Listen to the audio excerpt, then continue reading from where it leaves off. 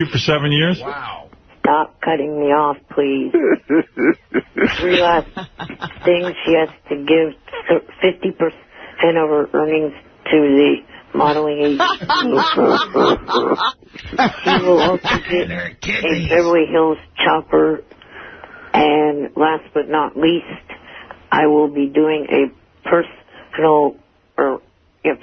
I'll be personally doing a nude layout photo shoot for her, and I'll submit the photos to Playboy myself. Oh, my God. Did you have a contact at Playboy? Yeah. And who is your contact at Playboy, if I may ask on behalf of these women who are going to be competing? Johnny knows people at Playboy that too. Yeah. Sure. But the challenge to you is this, Stern. Between now to this time next month, I challenge you a non-monetary challenge that your programming, oh my God, Eric, you're killing the show. Yeah, when you lay down a challenge. Let me go over. Kendra, your former girlfriend, is on the phone. She wants to speak with you. Yes, Kendra. Hello, Eric. It's Kendra. How are you? Hi, Kendra. What do you want to say to Eric? I just want to say I'm high pitch Eric now, and high pitch is better than you and your little midget body, and you could see me high pitch at highpitchsocialcircle.com. Well, Kendra's dropped a bombshell here. She says she's now the girlfriend of high pitch Eric. How do you respond, Eric? Go stalk more women, fat boy. Go yourself, you little midget. Stick your little midget fingers up your ass. Well, that's not nice, Kendra. Another woman, jackass. Go yourself, you little midget. All right. Well, this has gotten ugly. I thought it would be fun. But... I'm high pitch Eric now. What do you think, you stupid midget? All right. That's Say not yourself, fat boy. All right. Let's go to a nice question from Johnny in the Bronx. Hey, I'm going to have myself an Eric the Midget lookalike contest. Now, what is it? Everybody's got to report to Coney Island, where the sideshow freaks are, and line up right there. Now, do they have to live with you for 7 years? No, they got to live with the freaks at the Coney Island show for 7 months. All right. So anyone who wants to enter Johnny's Eric the Midget lookalike contest has to live at the circus for many, many years. That's it. All right. Thank you, Johnny. Evidently, you're not the only one with a contest, Eric. I'm sorry, but I'm dying to hear Eric's last point. All right. Go ahead, Eric. You're right. All right. I guarantee... Well... Yes. I said I guarantee you that my programming could get better interviews in the next month than yours. Okay. Oh, that's the challenge. Oh. Right. Okay, that's good. All right. Well, we'll see. You send me a list of who you have on. I haven't come up with anyone yet, but I'm working on tomorrow, Kid Rock will be in here. And, Eric, all you're going to do is try and use the show and get these girls and say, I can get you on the Howard Stern show. I know what you're up to. And then you're going to yell at Howard because he doesn't put you on or something. Right. You're so abusive. Well, Ralph does make a good point. I have a feeling this whole contest only comes about if my name is involved. Yeah. So today we had a senator on, and you almost booked that fan? Is that what you said? All right. Thank you, Eric. Yeah, and good luck. 3 interviews so far have put people to sleep. Well, you can say what you want, but you're putting people to sleep right now. Yeah, so. This is the 4th interview. You can't stop listening. You're addicted to the show. You say you're going to leave. You come back 2 seconds later. You're like an alcoholic who says you're going to stop drinking, and then 2 days later you're back on the bottle. That's a good point. Hey, Barry Boy, in the last few weeks, I've barely turned my Sirius on to 100. Yeah, that's why you're on the phone every day. Right. All right. Thank you, Eric. No, I'm not. This is only my 3rd time I've been on the phone with you. Well, I see you on hold every minute. Well, you're cutting down. That's good. That's good. That's good. Don't put on your Sirius. Have you heard of Video, idiot? Never heard of Video. What is that? The JFSC has probably been running video of me being on hold, but since the 25th of last All right. Thank you, Eric. Nobody cares. Nobody gives a shit, Eric. Bye. Eric, nobody gives a shit. All right. Bye-bye, Eric. Have a good day. Go run your contest. All right. We'll be here boring, and you go do your contest. Go look for that girl you're going to lock up in your house for 7 years. I can't imagine the girl that doesn't want to win that. It sounds like you're running Kidnap a Hot Stripper contract.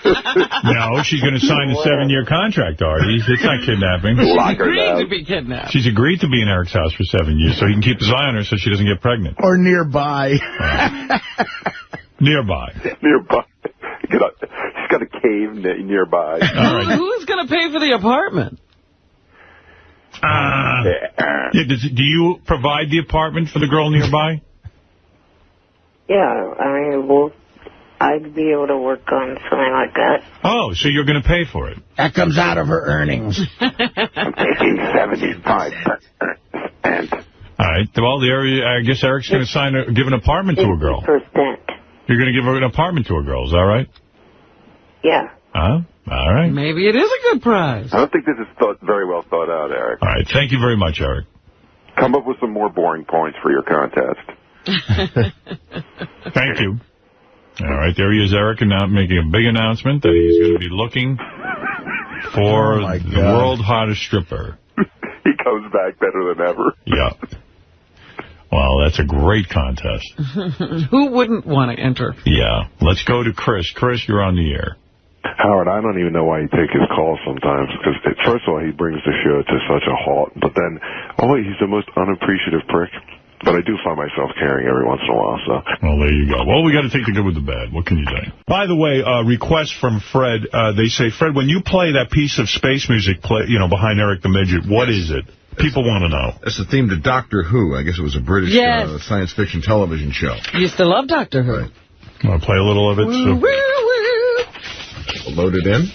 Load it in, pal, and let people hear it. Doctor Who is back, by the way. Dr. Who knew himself. I never liked Doctor Who. Courtney, here's the Doctor Who. Are they combining? Doctor Who was a guy, really, he had no business being on TV. It was the funniest, cheesiest sitcom, TV show. And then the Quack, of course, is from Mars Attacks, right? Yes. Exactly. One of the best movies ever. Let's enjoy it.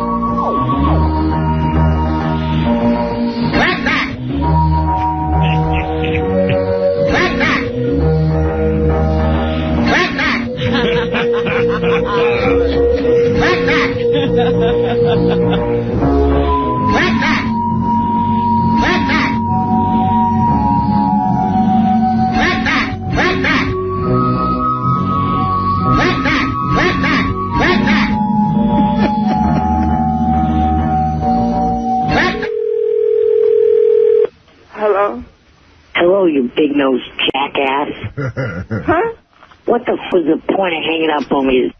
Who the f is this? Don't be calling here no more, okay? You rude-ass piece of shit. You a little, okay? You have something to say that to me. Not over the phone, you stupid. You annoying sack of shit. Hello? Hello, you big-nosed jackass. Up, look it. You keep calling here, I'm going to come to wherever you are and kick your ass. You hear me? You. Don't fucking hang up on me. Asshole. Don't call here no goddamn more. Wow. That's how.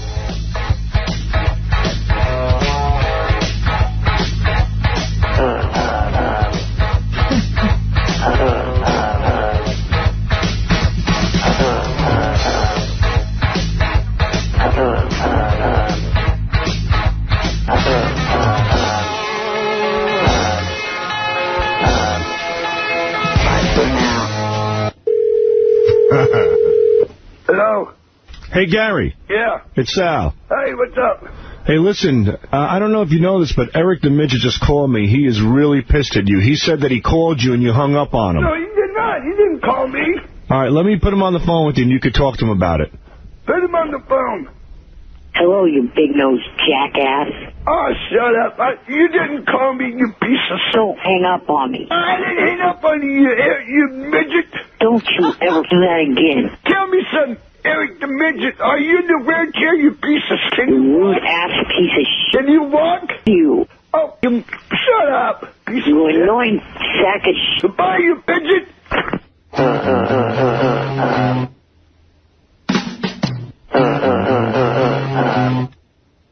Wow. There you go, a little... Yeah, nice little It always fascinates me that Gary thinks, he's got it all over Eric the Midget because he can walk. Right. Yeah, it's kind of evil. Who would you rather be? Would you rather be Gary? This is a good question now. I'm going to put it around the room. Everybody come up with a quick answer, not a long explanation. Would you rather be, you have to choose one, Gary the Retard or Eric the Midget? All right, I'm going to go to Fred. No, hold on. We'll save Fred for last. I'll go to you, Robin. That requires a lot of thought. I have never thought about it before. Quick answer. Quick answer. I guess I'm going to be Gary. Why?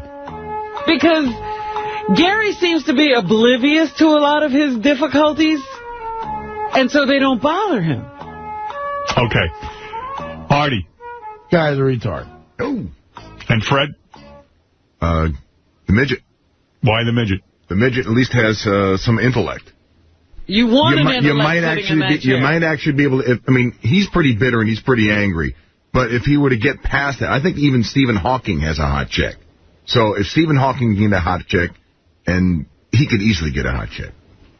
He just got to get over himself. You know what? I am going to be honest with you. You know I always have an opinion? Yeah. I am stumped by this one. I'm going to be honest with you. You got to pick, though. I'm having a hard time.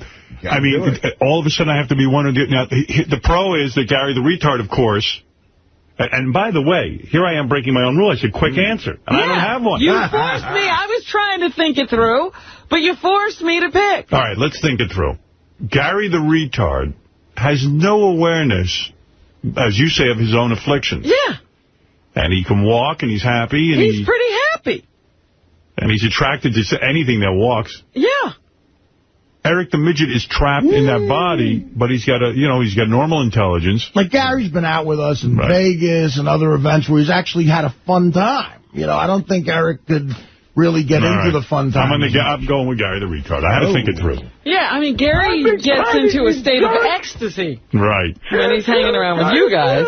Well, like the old saying is, the worst thing to be would be physically debilitated, but smart enough to realize it. And I think that's what Eric is. Yeah, Eric is sort of imprisoned in that body. Yeah. Hello. Good afternoon. Who am I speaking to? Gary. This is Jack Mayoffer. I work for Albany Bell South. What is it? I'm a phone technician.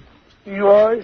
Don't be alarmed. Apparently the flu has gotten into the phone lines. We're trying to find the flu and get rid of it immediately. Okay. Now listen to me carefully. If the flu happens to call, disguise your voice. Okay. Okay. Bye. I'll talk to you soon. Bye-bye. Bye. Hi. Yes, can I speak with Gary, please? No, it's not Gary. Who's this? This is Melissa. You sound kind of cute. Oh, yeah, I am kind of cute. What do you look like? I can't tell you over the telephone and give it away. Can you put Gary on the line? Gary's not here. God, Gary, I know it's you. This is the flu. No, it's not me. No, it's not me. Do you start feeling sick yet, Gary? No. I'm getting you. No, you just coughed. I got you.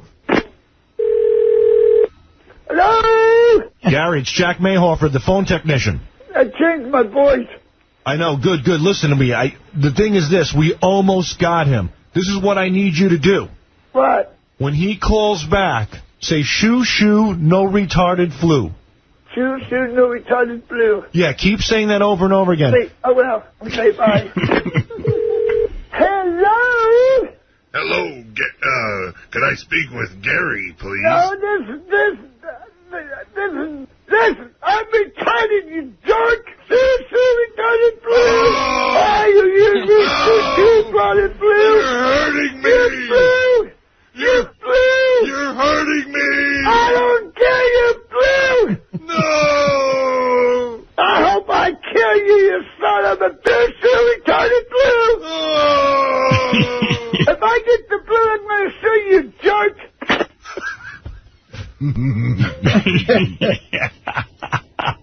See Eric the Midget's on the phone. Anybody want to talk to him? What's he up to? We haven't talked to him all week. It says Eric Midget following up on his strip club tour. Oh, no. He's so boring with this strip club thing. Robin says you're boring. Shut up, you're cackling. Wow, that was nice. Right out of the gate. What's up, Eric? Oh, I was calling in to say that the tour will be starting soon, and I got a sponsor for the tour. Eric's looking for, he's going to go out to all the strip clubs and find the hottest stripper in America. Yeah, so he can kidnap her and take her back to his apartment. Yeah, and then he's going to sign her to an exclusive management contract where she's going to give 50% of her money to Eric. And it was, what, 5 years she has to And she has to move into his house for 7 years. 7? Yeah, it's like a death sentence. That's some... I can't wait to see the girl who wins. Hey, Robin. Jackass. Huh? What the f was the point of hanging up on me? Who the f is this? Don't be calling here no more, okay? You rude ass piece of shit. You a little, okay? You have something to say that to me. Not over the stupid ass. You annoying sack of shit. Hello? Hello, you big-nosed jackass. Up, Mickey. You keep calling here, I'm going to come to wherever you are and kick your ass. You hear me? You. Don't hang up on me. Asshole. Don't call here no goddamn more. Wow. Asshole.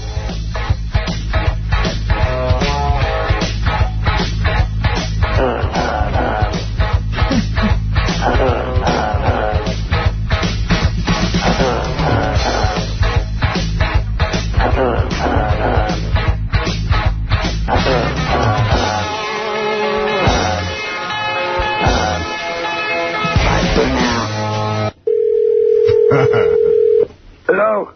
Hey, Gary. Yeah. It's Sal. Hey, what's up? Hey, listen, I don't know if you know this, but Eric the Midget just called me. He is really pissed at you. He said that he called you and you hung up on him. No, you did not. You didn't call me. All right, let me put him on the phone with you and you could talk to him about it. Put him on the phone. Hello, you big-nosed jackass. Oh, shut up. You didn't call me, you piece of shit. Don't hang up on me. I didn't hang up on you midget. Don't you ever do that again. Tell me something, Eric the Midget. Are you in the wheelchair, you piece of shit? You rude-ass piece of shit. Can you walk? You. Oh, shut up. You annoying sack of shit. Goodbye, you midget.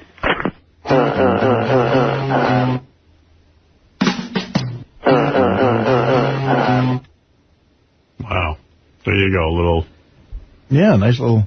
It always fascinates me that Gary thinks, you know, he's got it all over Eric the Midget because he can walk. Right. Yeah, he's kind of evil. Who would you rather be? Would you rather be Gary? This is a good question now. I'm going to put it around the room. Everybody come up with a quick answer, not a long explanation. Would you rather be, you have to choose one, Gary the retard or Eric the Midget? All right, I'm going to go to Fred. No, we'll save Fred for last. I'll go to you, Robin. That requires a lot of thought. I have never thought about it before. Quick answer. Quick answer. I guess I'm going to be Gary. Why? Because Gary seems to be oblivious to a lot of his difficulties, and so they don't bother him. Okay. Artie. Guy's a retard. Oh. And Fred? The midget. Why the midget? The midget at least has some intellect. You want an intellect you might actually be able to... I mean, he's pretty bitter and he's pretty angry. But if he were to get past that, I think even Stephen Hawking has a hot chick. So if Stephen Hawking can get a hot chick, and he could easily get a hot chick. He's just got to get over himself. You know what? I am going to be honest with you. You know I always have an opinion? Yeah. I am stumped by this one. I'm going to be honest with you. You got to pick, though. I'm having a hard time. I mean, all of a sudden I have to be one or the other. Now, the pro is that Gary the retard, of course. And by the way, here I am breaking my own rule. I said quick answer, and I don't have one. You forced me. I was trying to think it through, but you forced me to pick. All right, let's think it through. Gary the retard has no awareness, as you say, of his own afflictions. Yeah. And he can walk, and he's happy. And he's pretty happy. And he's attracted to anything that walks. Yeah. Eric the Midget is trapped in that body, but he's got he's got normal intelligence. Like Gary's been out with us in Vegas and other events where he's actually had a fun time. You know, I don't think Eric could really get into the fun time. I'm going with Gary the retard. I had to think it through. Yeah, I mean, Gary gets into a state of ecstasy. Right. When he's hanging around with you guys. Well, like like the old saying is, the worst thing to be would be physically debilitated, but smart enough to realize it. And I think that's what Eric is. Yeah, Eric is sort of imprisoned in that body. Yeah. Well, good afternoon. Who am I speaking to? Gary. This is Jack Mayoffer. I work for Albany Bell South. What is it? I'm a phone technician. You are? Don't be alarmed. Apparently the flu has gotten into the phone lines. We're trying to find the flu and get rid of it immediately. Okay. Now listen to me carefully. If the flu happens to call, disguise your voice. Okay. Okay. Bye. I'll talk to you soon. Bye-bye. Bye. Hi. Yes, can I speak with Gary, please? No, it's not Gary. Who's this? This is Melissa. You sound kind of cute. Oh, yeah, I am kind of cute. What do you look like? I can't tell you over the telephone and give it away. Can you put Gary on the line? This is Gary's not here. God, Gary, I know it's you. This is the flu. No, it's not me. No, it's not me. Do you start feeling sick yet, Gary? No. I'm getting you. No, you just coughed. I got you. Hello? Gary, it's Jack Mayoffer, the phone technician. I changed my voice. I know. Good. Listen to me. The thing is this. We almost got him. This is what I need you to do. What? When he calls back, say, shoo, shoo, no retarded flu. Shoo, shoo, no retarded flu. Yeah, keep saying that over and over again. Wait, oh, well. Okay, bye. Hello? Hello, can I speak with Gary, please? No, listen, I'm retarded, you jerk! Retarded flu! Oh, you retarded flu! You're hurting me! You're hurting me! I don't care, you flu! No! I hope I kill you, you son of a bitch, you retarded flu! Oh! If I get the flu, I'm going to sue you, jerk!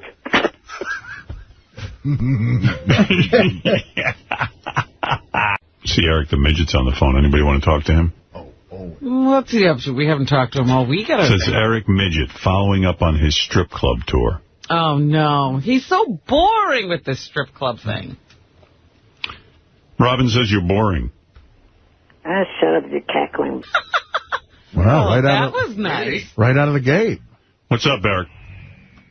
Oh, I was calling in to say that the tour will be starting soon, and I got a sponsor for the tour.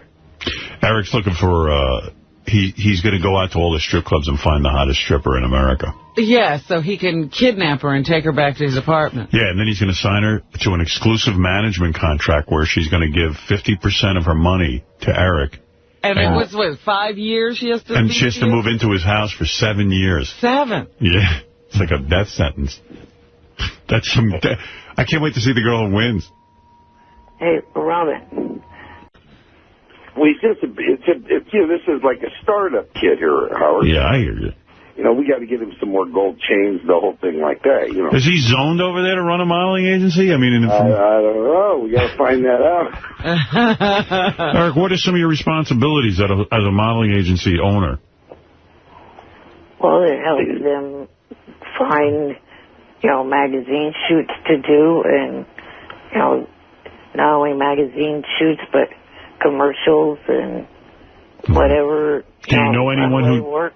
Do you know any people who shoot commercials? Not at the moment, but I mean, aren't you working on setting up your contacts now? Yeah. Who have you called? Johnny's going to help him with that. No, he calls me Johnny. He calls Johnny. He calls you 144 times a day?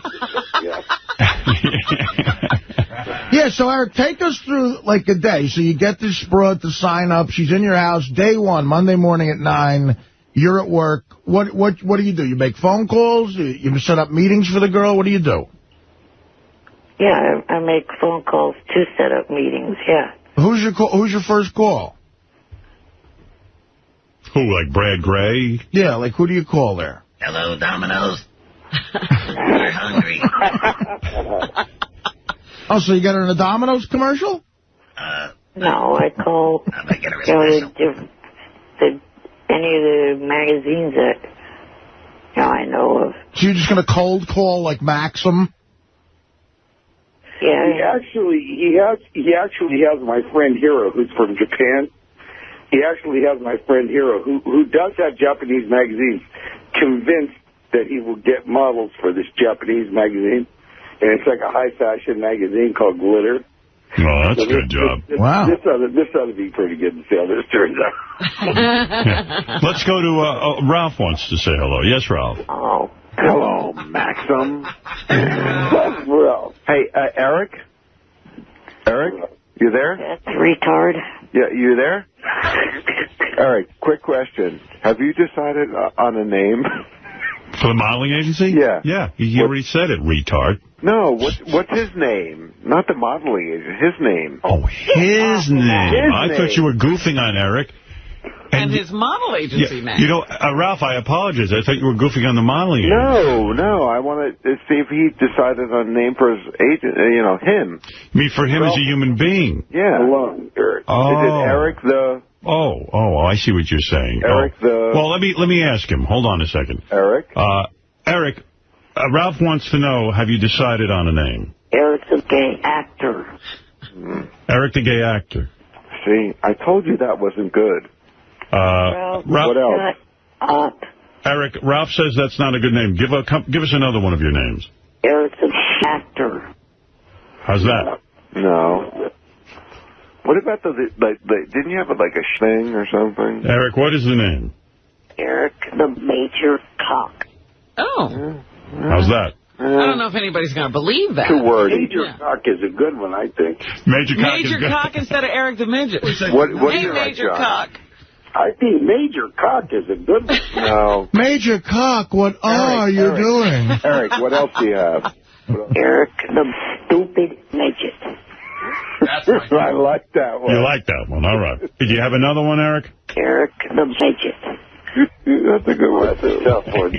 Now you're on a roll. Ralph's never going to get tired of this. All right, thank you, Ralph. Yeah, he likes that. No, thank you. Hey, Robin. Yes? Guess what? What? My daughter is in labor. You're going to be a granddad again? Why are you telling Robin? This is my first time. Oh. Hey, Robin doesn't care. Robin's caught up with herself. I think it's wrong. Eric, I want to congratulate you. You've latched on to another great idea. I can't wait to see who you get to... Eric, when will you decide on who the hottest stripper is? What is the timetable here? Well, the tour goes for as long as it takes. There'll be probably 10 cities or more. So when does it start? What are the what strip clubs will you be at? The Spearmint Rhinos. Some Spearmint Rhinos I know would get involved. Right. These guys that have the drink also have some contacts there. I see. Wouldn't Spearmint Rhino be upset if Eric comes in there, grabs their hottest stripper, and then signs her to an exclusive agreement? Yeah, I mean, what do they get out of it? Yeah. I think the exclusive agreement thing and everything, I think we're going to probably have to change his agreement around a little bit. Eric, how does the billing work? In other words, let's say a stripper goes in and in a week makes, I don't know, $2,000 in tips. This is cash money. Do you get the tip money, too? Yeah, he gets 50% of our entire income. Wow. How will you track that kind of income? I think we got to leave that part of it alone, too. Well, let's Johnny, let Eric answer. I mean, he's the head of the president of the agency. He's the brains. He is the brains, yes. Those are the red lines, Eric. No offense, Eric, but how are you going to track that money? I guess I would have to maybe have an accountant help out. Right. So in other words, the accountant can't be at the club watching the tips change. No, that's what he's saying. You would have an accountant there that night. Let's say his job would be to watch how many tips came in to make sure, to do an audit occasionally. Right. Right. Well, isn't that attractive? You're trying to get a lap dance and there's an accountant sitting next to you. It's not going to sit right there, but in other words... No, Eric, I got an accountant named Vinny that'll sit there with Eric. Oh, my goodness. Eric's watching you. The accountant's watching you. This poor girl. Have fun. Loosen up, honey. All right, Eric, it sounds like a plan. I could see you thought this thing through. I didn't think you'd have an answer to that, but you did. What will you judge them on? Their looks and other stuff like that. Personality. Mm-hmm. So 2 subjects you're an expert in so far, looks and personality.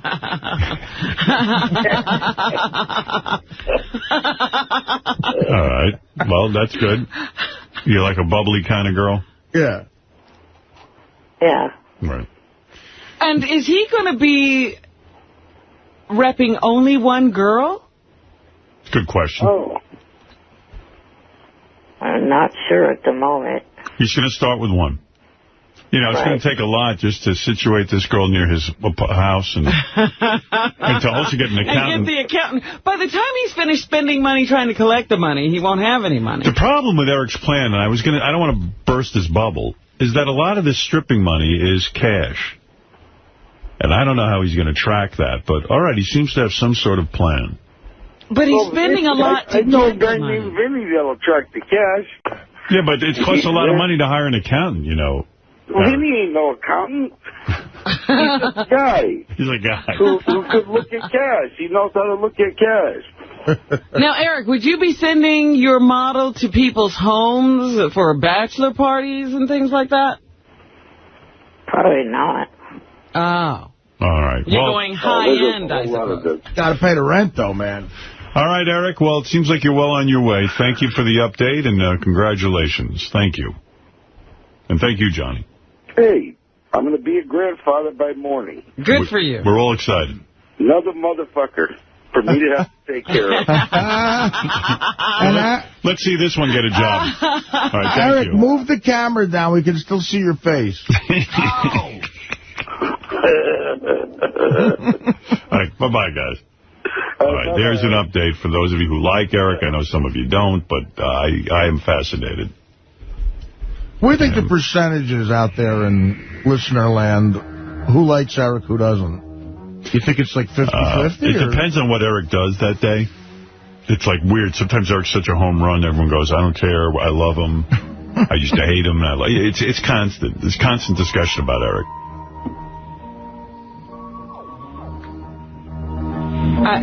Do you think this thing will ever get off the ground, this whole modeling agency? I don't know. It's tough. I have a friend who actually started a modeling agency. Yeah. He bought into one, and it was very, very difficult. Eric seems to think it's a lock, a done deal. Oh, he's sitting there all confident. I saw that look on his face. Well, it sounds like he's starting a white slavery factory. It's a good deal for Eric. Poor girl's getting naked in clubs and lap dancing. And giving her half his money. Yeah. We got to get the world's smallest pimp. We got to get Eric on Donnie Deutsch. Yeah, the big idea. The big idea. You know what? I'll be there today. I'll talk to Donnie about it. Eric, how did you come up with this idea?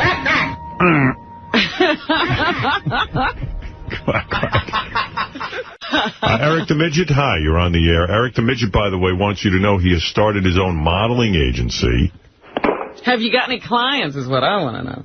He's going to strip clubs trying to find the hottest girl, and he's going to concentrate only on sign her to a 7-year contract, and she will live in his house or live very close by for 5 years. Do you really think that it's a good business plan to rely on one model? Well, Eric, I think the plan is to start with one and then expand. Is that correct?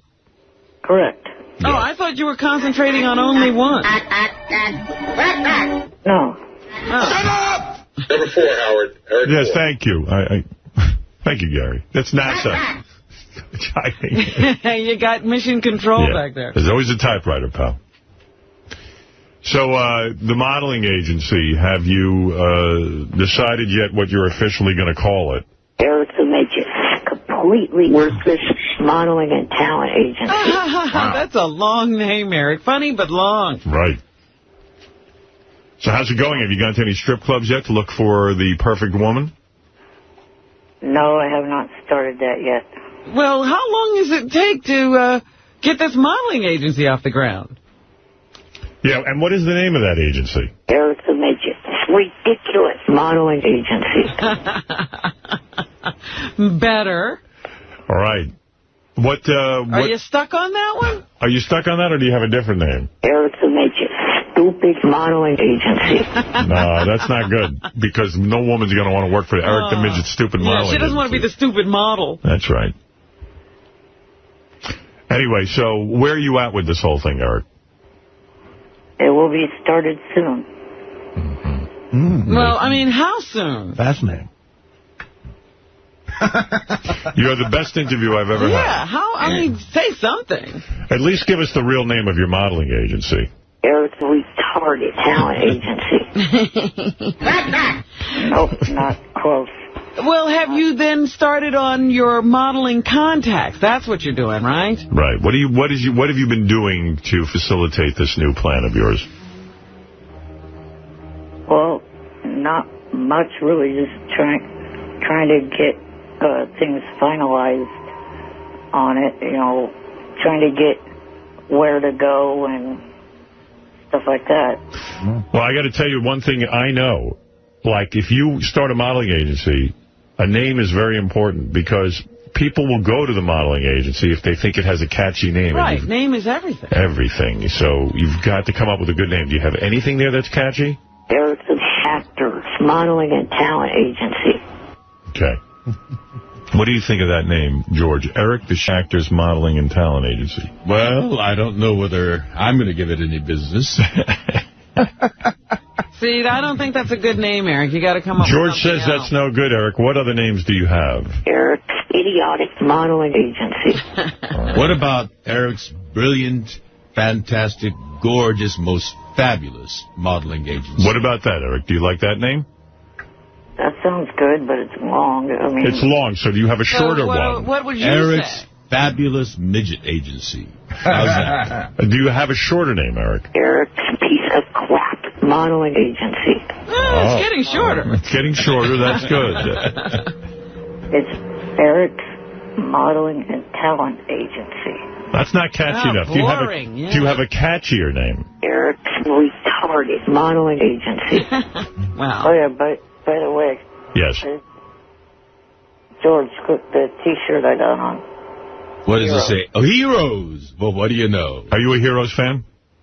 Yep. Yes. You can see him, George? You see him on that video I see cam? him. I see the T-shirt. Yes. Yes. Well, this is very exciting. Well, I'm glad you're hard at work, Eric. Yeah, you've made Heroes T-shirts. That's very good. No, I think that's made by the production company, Oh, right? it is? You bought that. NBC. NBC, right. You bought that. And Eric is on his webcam where you can see his bed now, and there's things you can see in his room. And she's got a little desk there. You've got a cap on. He's got a cap, a Hard Rock Cafe cap. He's very, very... You got a reading problem, don't you? It's Sacco. It's Sacco. what? Oh, Sacco. Yeah. Has he ever had a girl in that bedroom? Have you had any girls in that bedroom? No. But he will soon once he starts to model. In fact, there's a woman on the phone claims she auditioned for the modeling agency, and she's wondering how she did. This is Candy. Candy, hi. Hi, Howard. It's Candy. Hi. And when did you audition for Eric? Oh, well, I got to warn everybody. I'm in Eric's backyard right now, and I'm only a head in a box because they're farming body parts from strippers to use to rebuild Eric. This is all a scam. They're stealing your body parts? You're just a head. I'm only a head. I dialed the phone with my tongue. Shut up, Richard. Isn't he silly? The original. This is Candy. Johnny Fratto's like Dr. Frankenstein. They're turning Eric into a cyborg. Well, this is a big story. What is it, Eric? The day that I called in to talk to you guys about going to the strip club, you called in using the same name, retard. Well, there's lots of Candies out there. Is this really a stripper named Candy? Yes. All right, I believe you. This is Candy Melons. That was Candy Vagina. Candy Vagina? You know Candy Vagina. I'm best friends with her. When Eric, when you met Candy, what name did you tell her your modeling agency had? Eric's Modeling and Talent Agency. See, he lured me right in. And you fell for that. I did. It was was the catchy name, Eric's modeling agency? It sounded legitimate. No, really, what name did Eric did you give her? Eric's Stupider Than Stupid Modeling and Talent Agency. All right. I got to warn all you strippers out there, he's up to evil. I tell you, this midget's evil. You're telling all strippers stay away? Yeah, stay away if you want your limbs. Thank you, Candy. Only a head left. All right. Eric, are you farming body parts? Is that what true? this is all about? Bye, you retarded hick. Who? This is Candy. I'm from California. Yeah, who's Richard? Yeah, I'm the city girl. All right. Thank you, Candy. Bye. I believe her. Eric, are you growing a mustache? Is that what I see? Yeah, and goatee. Oh, really? Is that for the modeling agency? That's modeling agency, Eric. Well, very good, Eric. Thank you for the update, and I wish you luck. And please call us when you go to your first strip club. I've got to move along. Wait a minute. Thank you. I wanted to say to... See you later. You can't say goodbye. To George, yes. When you go to the set of the Secret Talents of the Stars, say hi to both Ric Flair and Bridget for me. Ric Flair and Bridget. Write that down, George. Got that down. All right. Bye. Bye. Bye, Sweet Eric. That's a good name for your agency. Sweet Eric's Giant Modeling Agency. What do you think of that, Eric? Would you want to call it that or something else? Eric's a midget. Completely worthless modeling and talent agency. Wow. All right. You're going to be a stick with that. Yes. Thank you. Yes. By the way, fire Shuey and Langford. Why? Because they are ridiculously pathetic. Why? Shuey got in a 2-hour text and voicemail argument with me yesterday because I blew what he thought he had his story. All right, listen, I got to go because I have so much to do. We have Gary that's Palooza. a war we can't get into. Wait, what happened? You blew his friend? What happened? Wow. No, he thought he had his story. And then you blew his friend? No, I did not say that. You blew Jim McClure? So who got blown then? Who did you blow then, if it's not his friend? His story got blown up. Oh, you blew his story. Oh, okay. All right. Okay, thanks, Eric. All right. And let us know what happens. Thank you. Bye. All right, there is Eric, the modeling agency. Get back to your bed. 6:59, huh? An hour without a commercial break. Maybe I should take one. What do you think, Fred? Absolutely. That's been the norm. We usually do an hour, right? Yeah. So it's a lot of entertainment. Do you want to hear quickly for 1 minute from Eric the Midget first?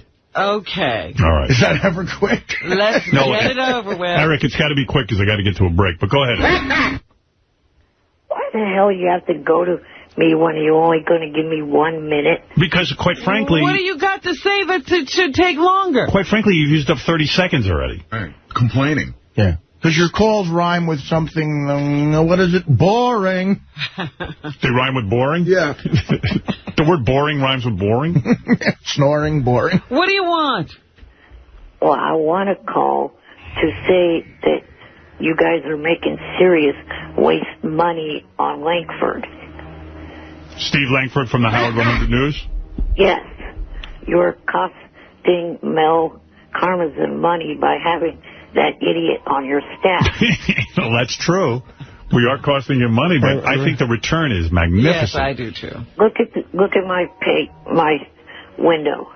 All right. I'm looking at you on the Internet, yes. I see 3 fingers on a hand that's supposed to have 5. No, you're looking at the there big is 5 picture. there. Oh, there are 5. Okay. Sorry. I missed 2 of them. They were gnarled underneath. But go ahead. See the picture? Yes. Obviously, I'm not a stalker of Diana DeGarmo if I'm able to sit there with her and take that shot. That's that Diana was DeGarmo? taken Sunday. When did you meet Diana DeGarmo? Sunday night. Oh, so? I was invited to this charity event that she was at in San Jose. Yeah. So what do you want from... What are you talking about? I don't even know what the fuck you're talking about. Battle with Steve we don't even know anything about. Right.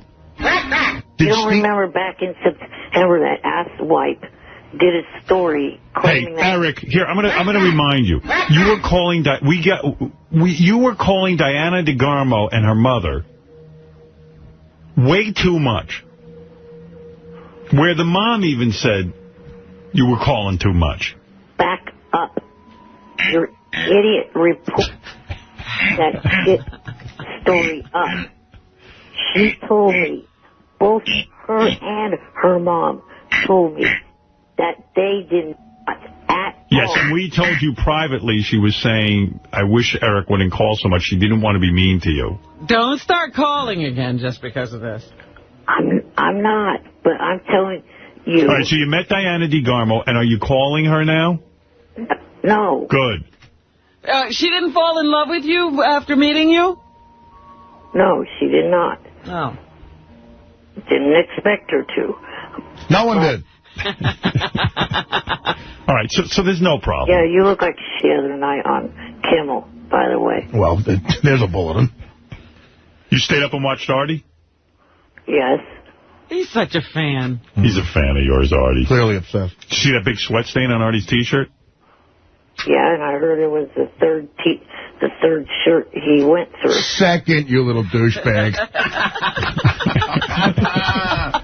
Now who's reporting false news stories? Yeah, you see? You're not getting the story right.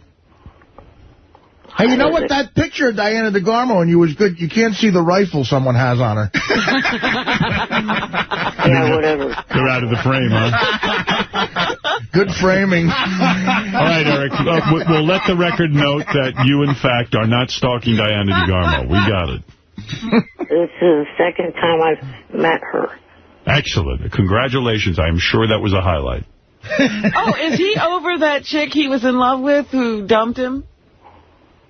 By the way, I got Kendra news. Really? All right, so I'm leaving Kimmel the other night, and, you go out the back to get to the car, and unfortunately I was in, like, a major rush to go meet somebody, and I was running out, and some guy, like, hip L.A.-looking guy, quite frankly, looked like a drug dealer to me, but... says, hey, Artie, look who this is. He was there with a blonde girl in a hood, and he said, it's Kendra. And I was like, hey, and he goes, it's Eric the Midget's Kendra.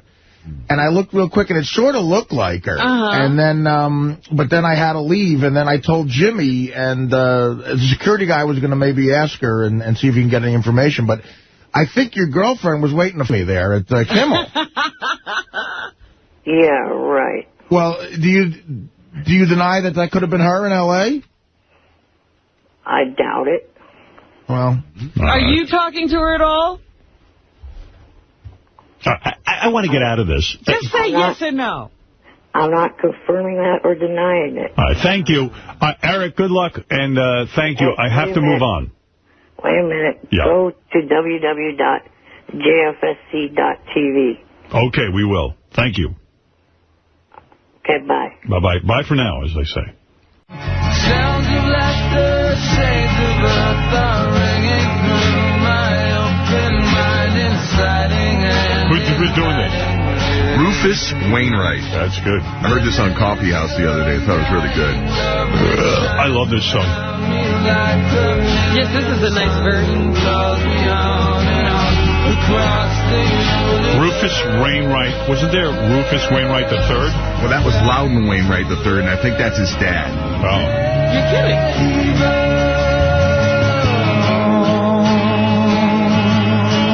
This cat's good.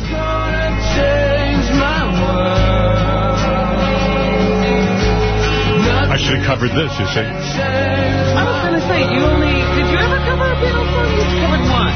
I'm not sure, right? Blackbird. Yeah. Blackbird, I've covered. Did I cover that? Oh, that was karaoke. Yeah, I think that was karaoke. It's beautiful.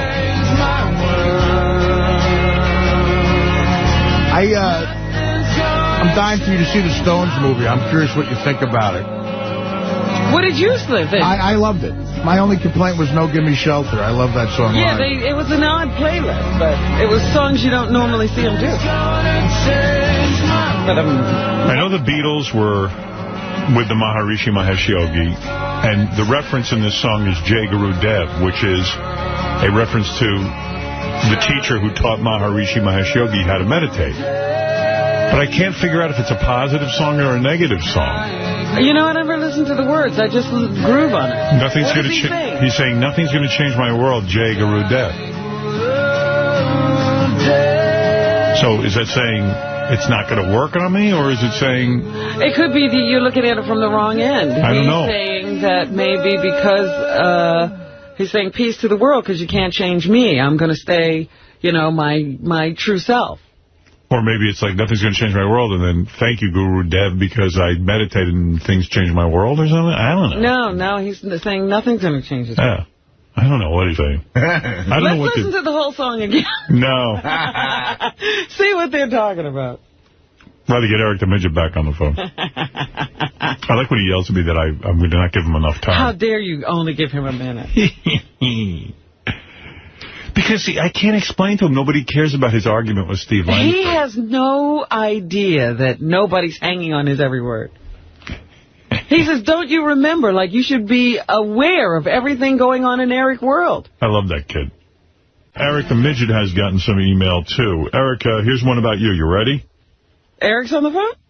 Of course. Go ahead. All right. This one says, just watching ETM on JFSC. That's Eric the Midget on his JFSC network. I love that. ETM on JFSC. Eric has stink finger. He reached into his shirt, stuck his fingers in his armpit, and then put his finger under his nose and in his mouth. Yes. I did not do that. Someone says, play the tape back. He was watching you, and he says, you have stink finger. You scratched your armpit and then stuck your fingers in your mouth and smelled your fingers. Oh, I did not. And the guy goes, yuck. I did not. Eric, when you're on camera, you have to watch things like that. You know, as someone who's been on camera for a good 20 years, you got to be real careful. I did not do that. Two things that are bad for the camera you have. Stink finger and bad personality. And you combine those two, and it's really dangerous. I'm actually surprised your mouth isn't stuffed with a cupcake, fat ass. Actually, I'm waiting through this interview to eat my cupcake, so hurry it up. Hey, Howard, the guys out there swear to me that they caught Eric picking and eating a booger recently on the camera. On camera? Yeah. You slob. I did not do that. When was this? I don't know. Jason, come in and tell me. They said that they definitely did a pick and eat. Oh. Does anybody record him? Because I'd like to see that. We played the video in the studio when he did it. No kidding. Yeah, I mean, it's not 100%, but it's about 95%. The finger was up his nose, and then 2 seconds later, the finger's in his mouth. I adjust my glasses a lot, jackass. Through your nose? Look, right here, I'm adjusting my glasses right near my nose. No, dude, that wasn't it. You were up the nostril. Stick your finger up your nostril. No. Put your finger in your nose. That's not what I did. I might have it wrong. I want to see what it looks like when you stick your finger in your nostril. I don't do that on cam. Cam, look at you. Look at you, Oh, Cam. Was camera too much for you to say? What, you in a hurry? Cam. Listen to this guy. It's like a movie producer. Mogul. Sitting there with that empire of his. Mini mogul. I'm so jealous of that big picture of Diana DeGarmo and him. Oh, look, he blew it up. Blew it up and it sits behind him now. He's got a whole thing going on. Is that in his room or part of the screen? I can't don't tell. know. I can't tell Part you. of the screen. Oh. But where do you have it? You must look at it several times a day. Beat off to it. It's on my computer. Ah. Eric, be honest. How many times have you slapped it to that? None. 0? Really? I doubt it. Well, who are you slapping it to, if not her? Hey, this guy says he was watching your webcam, and he saw something weird, too. What is it, Rusty? What did you see? Hey, you know, last night I was on Eric's webcam. I saw him a dog. Man. Eric, how do you respond? Is that true? No. Eric, I know this is legendary Met Rusty Staub, and he doesn't lie. Yep, I'm telling the truth. I also saw him doing a Nazi salute and beating a Jewish kid. Hey, are you the same Rusty who calls into public access? Yeah, that's me. I listen to you all the time. I love the call. What's that show you call? Beyond the rabbit hole? Yeah, down the rabbit hole. Down the rabbit hole, yeah. Yeah. You're very good on that. I love Eric's webcam, too. He's doing some wild shit on there. What do you do on there? What'd you catch him doing? Well, I saw he was burning a cross. Rusty? KKK outfit. Rusty, I want you to hold on. Yeah, I want to talk to you, Rusty. Paula, let me see your tits, Paula. Rusty, why? Don't do that. Rusty, you know, I love the phonies. What is it? She goes, we've had some interesting calls, some cranky calls. I like the cranky calls, but not now, Rusty. Let's see that fight, Paula. Oh, Rusty. Rusty, we're ending the show. Rusty, Rusty, would you hold on the line? Would you, please? I want to talk to you, Rusty. I got nothing better to do, Paula. Especially you. Oh, my, Rusty. I love you, Paula. Oh, thank you, Rusty. I love you too, Rusty. Rusty's one of our cranky callers. Yeah. Bizarro. What planet is she from? She's one of those, like, flower children, like, kindergarten teachers you see. You know? Oh, Rusty. My favorite one is where it's her last show, and now she wants to make friends with Rusty. and then you apologize to her. Don't go, Rusty. Rusty, wait. Can you hold the line, Rusty? It's our last show, and it's our last show, and you're like, no. I miss you, Paula. No, come on, Rusty. Paula, don't go. I have to go back to the flower patch. How did she look, Rusty? Was she hot? She looks a little older than she sounds. Oh. She was hot in her day, I'm sure. Oh, Rusty, that's terrible. You probably gave her a thrill. So now instead of Paula, you watch Eric the Midget and you saw a finger up his ass? I did. I saw a finger in his ass. I saw him, what else? I saw him shooting up. I saw him... Shooting up? Yeah. Wow. He had a huge needle, bigger than him. That'd be funny if, like, Eric had some creativity and like people would catch him doing weird shit. That's right, tying off. But he has no sense of humor. Yeah, I tuned in since my show was canceled, and I was horrified. I saw Eric getting a Blumpkin. Hey, Richard, this is your dad. I tuned in, and I saw Eric giving a blowjob. Oh, God. Eric, do you ever do anything on that cam besides sit there? No. Not really. I do my shows. I seen him hunker down on a feller's cock. Why don't you do something funny? Like, if you want to get some traffic to that website of yours, I'm thinking showbiz now. Announce that today at 12 o'clock noon. You're going to light an M80 in your mouth. No, like you're gonna. Even taking a shower, Howard. I would love to see Eric take a shower. Well, he's not going to be naked on there, but I'm saying do something like at 12 o'clock. All you have to do is. Let me think. Do something. Come on. I'm thinking he's got to do something to get people to tune in. Would you light yourself on fire for like 2 seconds? No? All right, let me think. See, I'm telling you, he doesn't have to show everything when he takes a shower, but I'd love to see how he takes a shower. I don't even want to see the stuff he's going to show. What about shaving your eyebrows? What about that? Like, you'll shave off your eyebrows. You want to know what he could do, seriously? Clean your ears. At noon today, on your website, you're going to take Q-tips and clean your ears. I'd watch that. What is your daily activities? What do you have to do? Yeah, what are you going to do today? I'm going to make a couple of phone calls, and then later at 7:30, my time is Idol Gives Back. That's till 10 o'clock. And I do that show, and then last night I was on here. I did Idol, and then I did the... No, but what are you going to do today to, like, maintain yourself? Right. I mean, when do you eat? What do you do? I wanted to see you eat. I don't eat on cam. That's what we want you to do. Yeah, I'm saying you got to do something. On cam. I mean, do something. We like to see what you do. I've played video games with the camera watching. Nah. That's not what I mean. Put the camera in your kitchen and see if you could fit in your blender. Hey, you wanted my advice? I'm looking at you now. You couldn't fit in any appliance, fat ass. Well, not many humans can. You know what, Eric? That goatee and mustache, I'm not thinking it's working. I mean, even that, just shave it off. It's a little threadbare, isn't it? Dude, did you? I know you want to grow a mustache to look more, I don't know what, sophisticated? Older. Yeah. Why are you growing that mustache? It's the worst mustache I ever saw. You look retarded. It looks like you got dirt on your lip. I'm trying to grow full goatee with mustache. Yeah, but how long have you been growing that? Well, I trimmed it a couple of weeks ago, and this is, it's regrowing now. All right, well, let me tell you something. Between you and me, and I'm the only one who's going to be honest with you, it just looks like dirt. It's not one of those good Tom Selleck mustaches.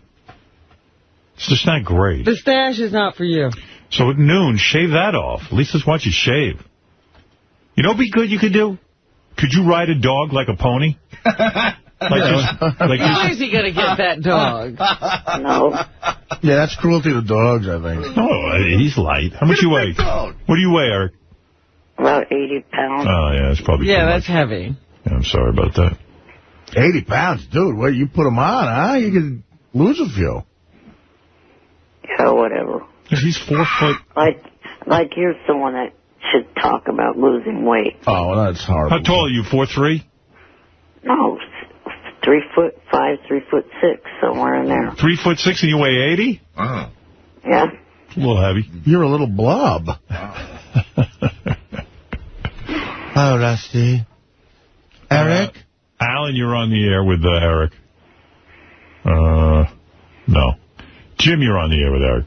Yeah, Eric, I was wondering, do you ever laugh at the show? I've been listening to you for years, and you never seem to laugh. Most of us listen because the show makes us laugh. What do you do? Do you enjoy listening to the show? When you tune into our show, do you ever laugh at some of the stuff? Sometimes. No. We just never get to hear it. I can't imagine him listening to the show. Like, what does he find funny, or what does he like? That's a good question, actually. I think that sometimes, too. Is there a particular thing that happens that you find funny? Not that I could think of.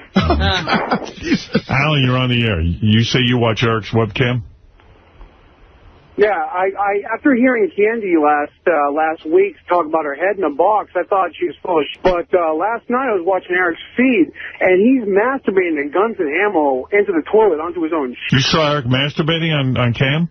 His face was red. He had a... Oh, come on. I don't believe that. Yeah, that didn't happen. I think you're making that up. But, Eric, everybody could have lunch with you today if you tell us what time you're eating and eat right on the cam. Oh, yeah. Hey, by the way, did you ever make up a name for your modeling agency?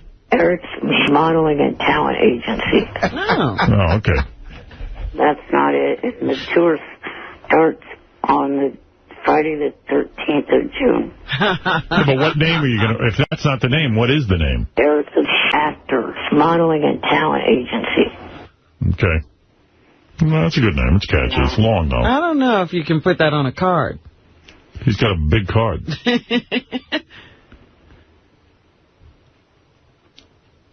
Well, Eric, I guess we're done for today. Yeah, I think that's it. Oh, wait a minute.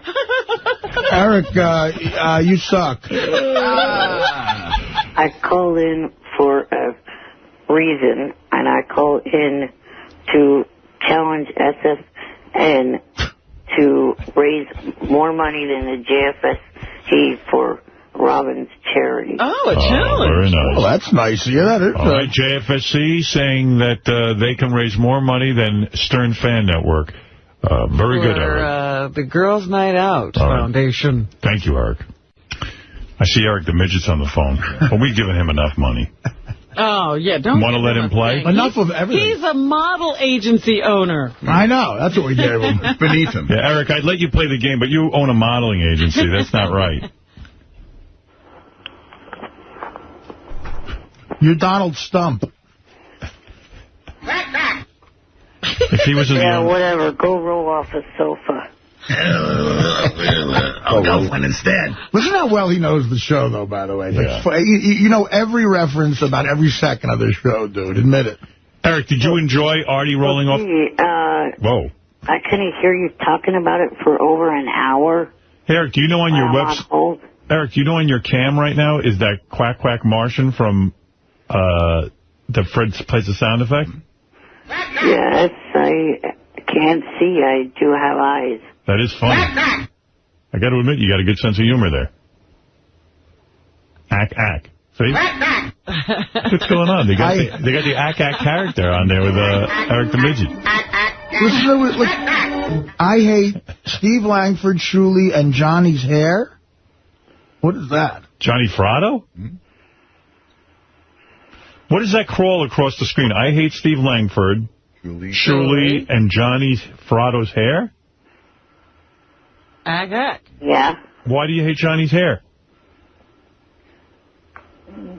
I just do. You're making fun of Johnny? Look at that. Oh, look at all the graphics they've got going on today. Now they got Johnny's hair on Eric. I like it. Hey, whoever's working your webcam there is doing a good job. Yeah, they hate you, too. That's perfect. You look like Heat Miser. They got that Martian brain on you now. That Ack guy. That looks normal. I'm Mr. Heat Blister. Yeah, nothing looks normal about you, Fred. Wow. He's holding it out, I'm man. wounded to the core. Yeah, he's... Eric, I can't let you play for money because you own a modeling agency. Yeah, there are plenty of people out there without their own business. Right. All right, thank you. Oh, I like those 3 hairs on his forehead. What is that? He just whipped off the hat. Ooh. Strip. All right, I'm hanging up on him. He's not saying it. He's extra boring today. Yeah. He's doing internet humor. Yeah, he's on his internet website, and the guy's flying in graphics and like fake hair on Eric's head, and I don't know that everyone understands what's going on. What other kind of hair could be on his head? Fake hair. Right. Oh, Eric the Midget. No, I want to go to Brian. Eric. Hey. What? Why the hell did you hang up on me? Because you weren't saying anything. I was trying to do a couple of things at the same time. Well, don't call us when you're busy. Take the gum out before you call us. You're trying to do a couple of things. I'm doing a radio show, dude. This is my career. Eric, you suck. Your models are ugly. All right. Thank you. Wait a minute. Bye. Go for yourself. Bye. Shut up, fat ass. Quickly. I was calling because of the fact that I wanted to let Robin know how much I've already raised for her charity. Oh, that's nice. What have you raised? $3,000. Really? Well, thank you, Eric. That's very nice. That's wonderful, Eric. That is Thank you, Eric. All right. Brian, you're on the air. So hey, Howard, how you doing? doing? Eric, so interesting. I could only barely tear myself away from his phone call to continue with the show. Brian, what can I do for you? You want to win a little money? Is Bobo a whack packer? Does he qualify for that? No, right? No. He can't even make it into the whack pack? No. If you want to be in the whack pack, then you're not in it. Right. Right, okay. You know. Most of the whack packers don't even know they're in the whack pack. Yeah, like Eric the Midget refuses to believe he's a whack packer. Eric, you're a whack packer. I'm not. Yes, you are. Yes, you are. Nope. We'll throw out things that we think you are, and you say yes or no. No to whack packer, a jerk-off. We think you're a jerk-off?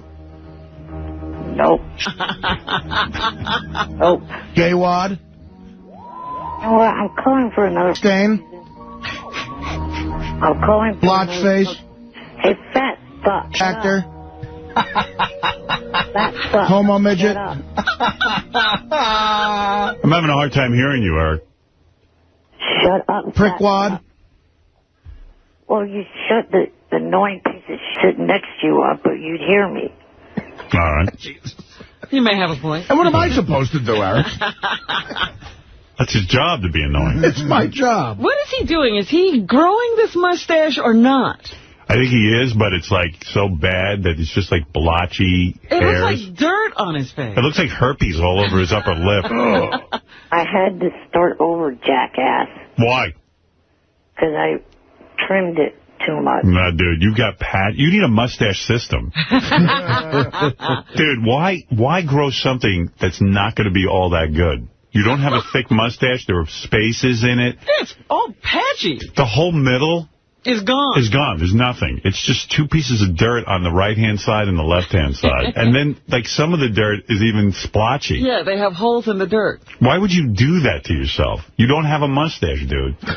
You know what? It doesn't matter what you think. Yes, How it does. many times have you started this mustache and have to start over? Yeah, why'd you have to start over? Once. Because I used the wrong trimmer. I accidentally trimmed too much. Yeah, well, dude, you've got major holes in your mustache. It's the funniest. You look like Frito Bandito after you went through a lawnmower. Yeah. You look like an enormous... You should talk. You're an enormous anything. You're enormous everything. I like the fake one better they're putting down. Yeah. You look like Raleigh Fingers. Dude, if you had a really good mustache, I'd be the first one to say it. You don't. But this is never going to be anything. You don't even see any potential here, right? Potential? You don't even seem to understand the show. You just ruin everything. You got to be funny in here. I can't wait for you guys to see this on Howard TV. Daily shows, classics, and exclusive behind-the-scenes access. Well, that's going to be on Howard TV. The funniest, sexiest, most star-studded network on TV is Howard TV On Demand.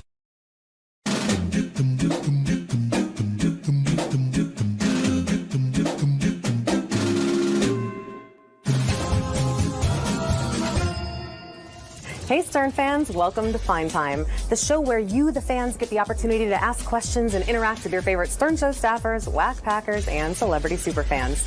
I'm your host, Rachel Fine. Now, my guest today is someone who has a lot to say. Unfortunately, whenever he tries to say it, all that comes out is, whatever. Since he started working for Howard, he has started drinking, he has had a complete makeover, he's spent thousands of dollars on webcam porn, he has directed a smash hit, Super Twink, he has been mugged on a subway, and he has lost his virginity. He's known as a hard worker, and he loves beer pong and video games and ladies with big, giant, round asses. Please join me in welcoming the man who fascinates Howard Stern and who will no doubt be horribly uncomfortable during this interview. The one, the only, the badass himself, J.D. Harmeyer. How's it going, J.D.? Oh, thank you for bringing up all my fine points in my career so far. You've earned that introduction. I did not direct Super Twink. I just want to make that distinction. Let's straighten this up for IMDb right now. That project got taken out of my hands quite fast. So it lost its artistic vision? I just starred in it, and Richard and Sal, they sort of took the reins over on that thing. Okay, well, you're off the director reel. Can I ask why there's a giant, is this your avoidance of women between you? Why is there a giant pillow between us right I have a bit of a cold, so I'm trying to keep distance, but if you want to... if you care to get closer to me, please. I don't want your cold, but I am going to say... By all means. I'm going to just squeeze it a little bit. I think you're safe without the pillow there. Yeah, okay. We got a lot of questions for you, and I'm going to jump right in. Alrighty. Todd N. asks, it would seem your skills are a bit limited. What type of job do you hope to get after Howard retires? Have you thought of any places you might apply to? Of course. Listen, I don't... God, I sound like an idiot. It's already profound. It's already verbally profound. Of course, I thought about the future after the show. I don't know, my skills are limited, as some people would say. But if there's definitely different places that use clips and different things. There's different websites. There's different shows. But who knows where other people will go around here. Maybe I'll work with them doing something. I don't know. So you're counting on one of them to play? I'm not counting on anything. I'm just saying. So that's it. Awesome. This is gold. All right. So. Next one's from @Ringet72. They ask, what happened to you that makes you afraid of people? It seems you have zero confidence with strangers. I wasn't very popular in school. I don't know. I don't know. I don't know. I wasn't popular in school. I was probably bullied a couple times. Not like hardcore, but I don't know. I don't know what. I don't know. I like when I don't respond. He just keeps going. Oh yeah, this is awesome. I'm trying to stop the silence. Next question is silence is deafening. I am going to rely on that. Yeah, next question is from Stephanie and N. She asks, what is your favorite moment working on the Stern Show after all these years? And if you could change anything about the job, what would it be? If I I could change anything about the job.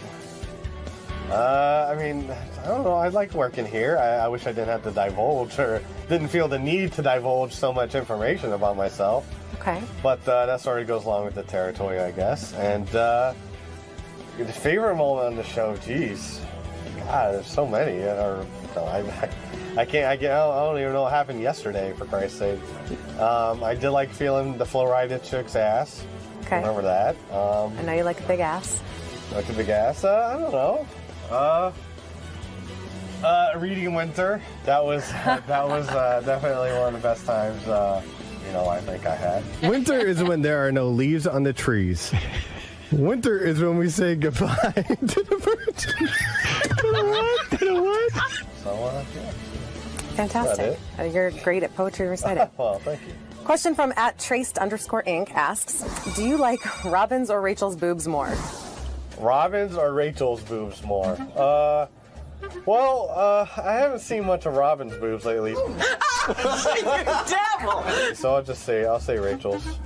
Thank you. Even though I haven't stared at him once. I noticed how this guy's not even making eye contact with me, let alone boob contact. Straight ahead. Your beauty would just confuse me. I'm already confused enough, so I'm just. We need you at 100. I'm focusing on Chris and Robert's crotches over here.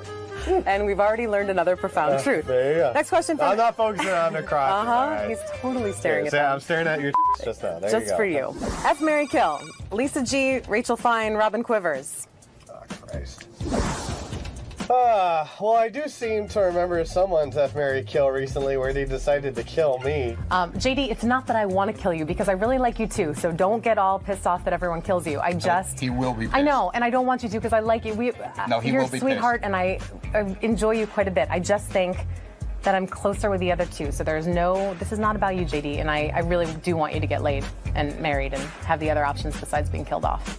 I felt like I might get payback for this. Jason and Benji again. Okay, but I specifically clarified in there. Hello, whose fine time is this? Okay, go ahead. It's my fine time. It was not out of meanness. It's not out of love for you. It doesn't matter. Does that mean I get automatically killed? Killing Lisa G. All right. Killing Lisa G. Sorry, Lisa. She's like a mom to me, for Christ's sake. And you would kill your mom? No. Well, so you're saying. This is F, Marry, Kill. Okay. If I had to kill someone, it would be Lisa You can't G. bang or marry your mom. I gotcha. And probably marry Robin. And you. So there you go. That was a pickup line. I liked it. @Genius is Dead asks, do you feel that you and Howard are developing a father-son relationship? And are you confident that Howard will help you find a job in media after Sirius ends? I try not to. People, if I started believing how much Howard was trying to be dad or something, I just think that would be. I would feel douchey or something. I just think that something like that would go to my head, I could do no wrong in Howard's eyes or something. You keep it humble. Yes, so I try not to think about that. As far as after, I don't. If he does nothing, then I don't know if he'd help me. I don't know. I never thought about it. Just giving it a minute. All right. Next question I'll from. wipe my nose. Okay,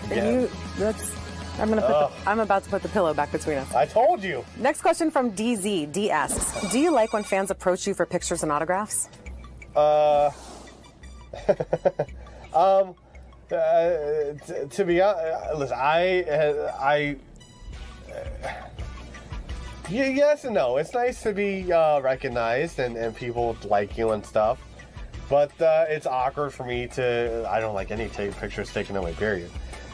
But it's all, having people treat you like a celebrity or something, like you're someone, is very odd to me. So it's very uncomfortable. But I don't. If excuse me.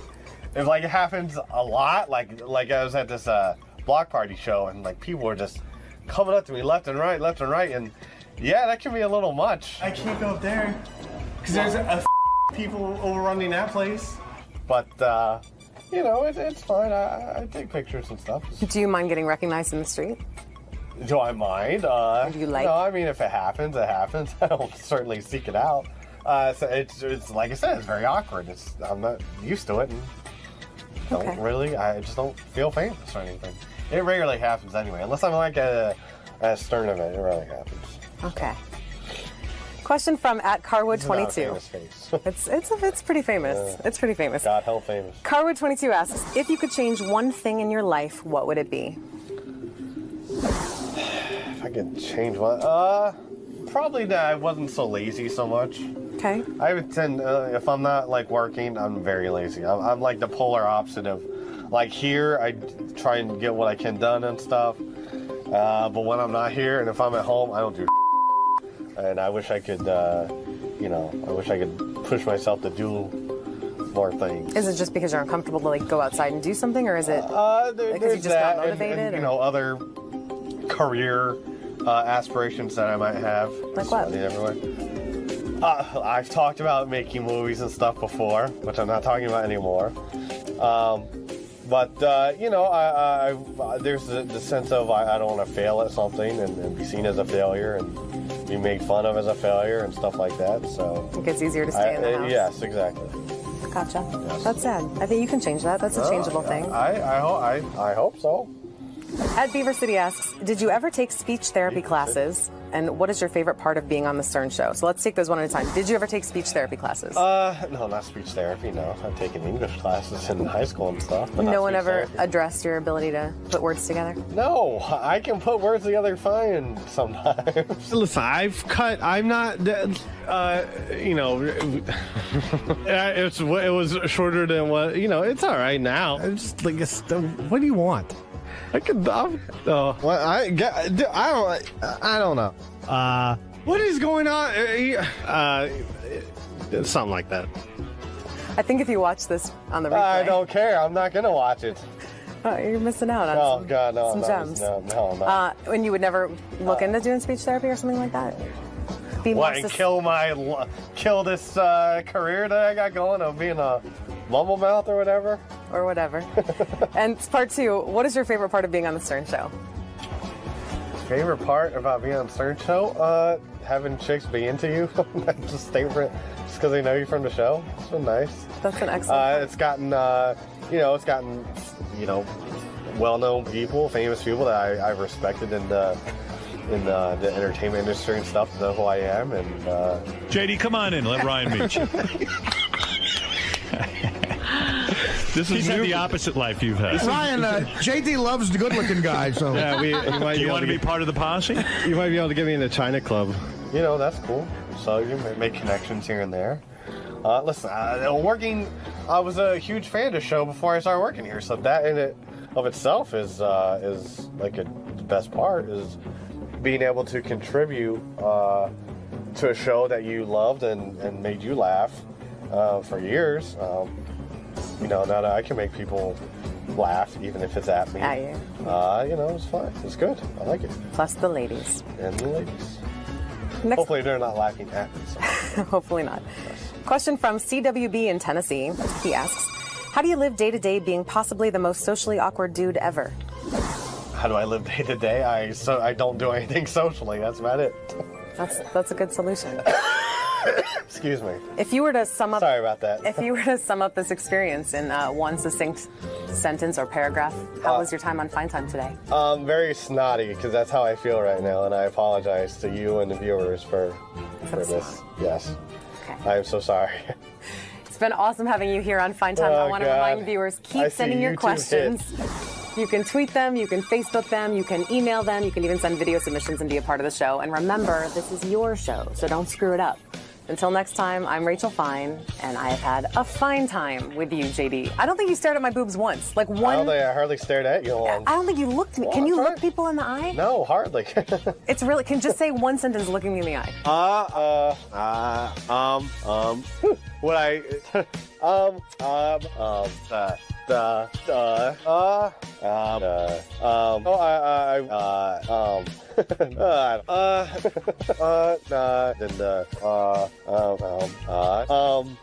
Congratulations, you have a lovely fiance, and if anything ever happens, I'll give you a call. Send me a Facebook message. I'm gonna just put this pillow right back. Hey.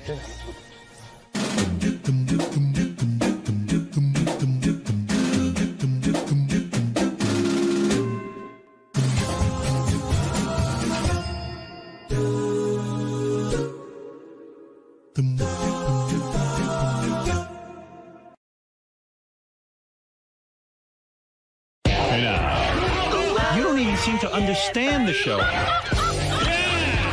You just ruin everything. You got to be funny in here. I can't wait for you guys to see this on Howard TV. Daily shows, classics, and exclusive behind-the-scenes access. Well, that's going to be on Howard TV. The funniest, sexiest, most star-studded network on TV is Howard TV On Demand.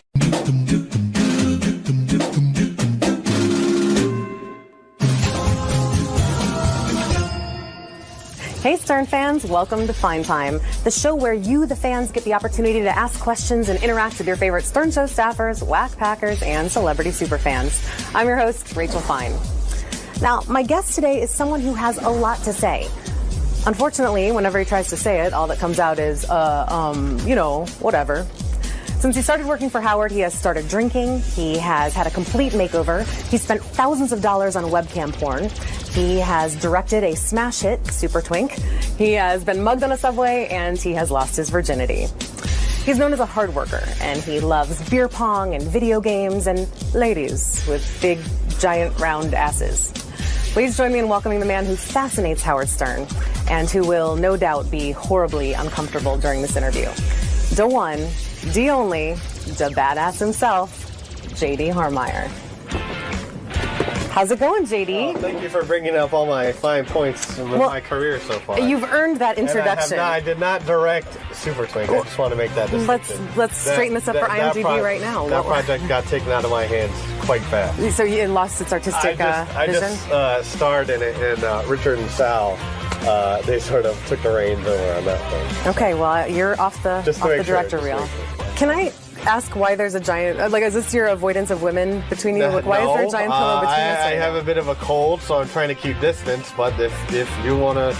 if you care to get closer to me, please. I don't want your cold, but I am going to say... By all means. I'm going to just squeeze it a little bit. I think you're safe without the pillow there. Yeah, okay. We got a lot of questions for you, and I'm going to jump right in. Alrighty. Todd N. asks, it would seem your skills are a bit limited. What type of job do you hope to get after Howard retires? Have you thought of any places you might apply to? Of course. Listen, I don't... God, where I sound like a fucking idiot. It's already profound. It's already verbally profound. Of course, I thought about the future after the show. I don't know, my skills are limited, as some people would say. But if there's definitely different places that use clips and different things. There's different websites. There's different shows. But who knows where other people will go around here. Maybe I'll work with them doing something. I don't know. So you're counting on one of them to play? I'm not counting on anything. I'm just saying.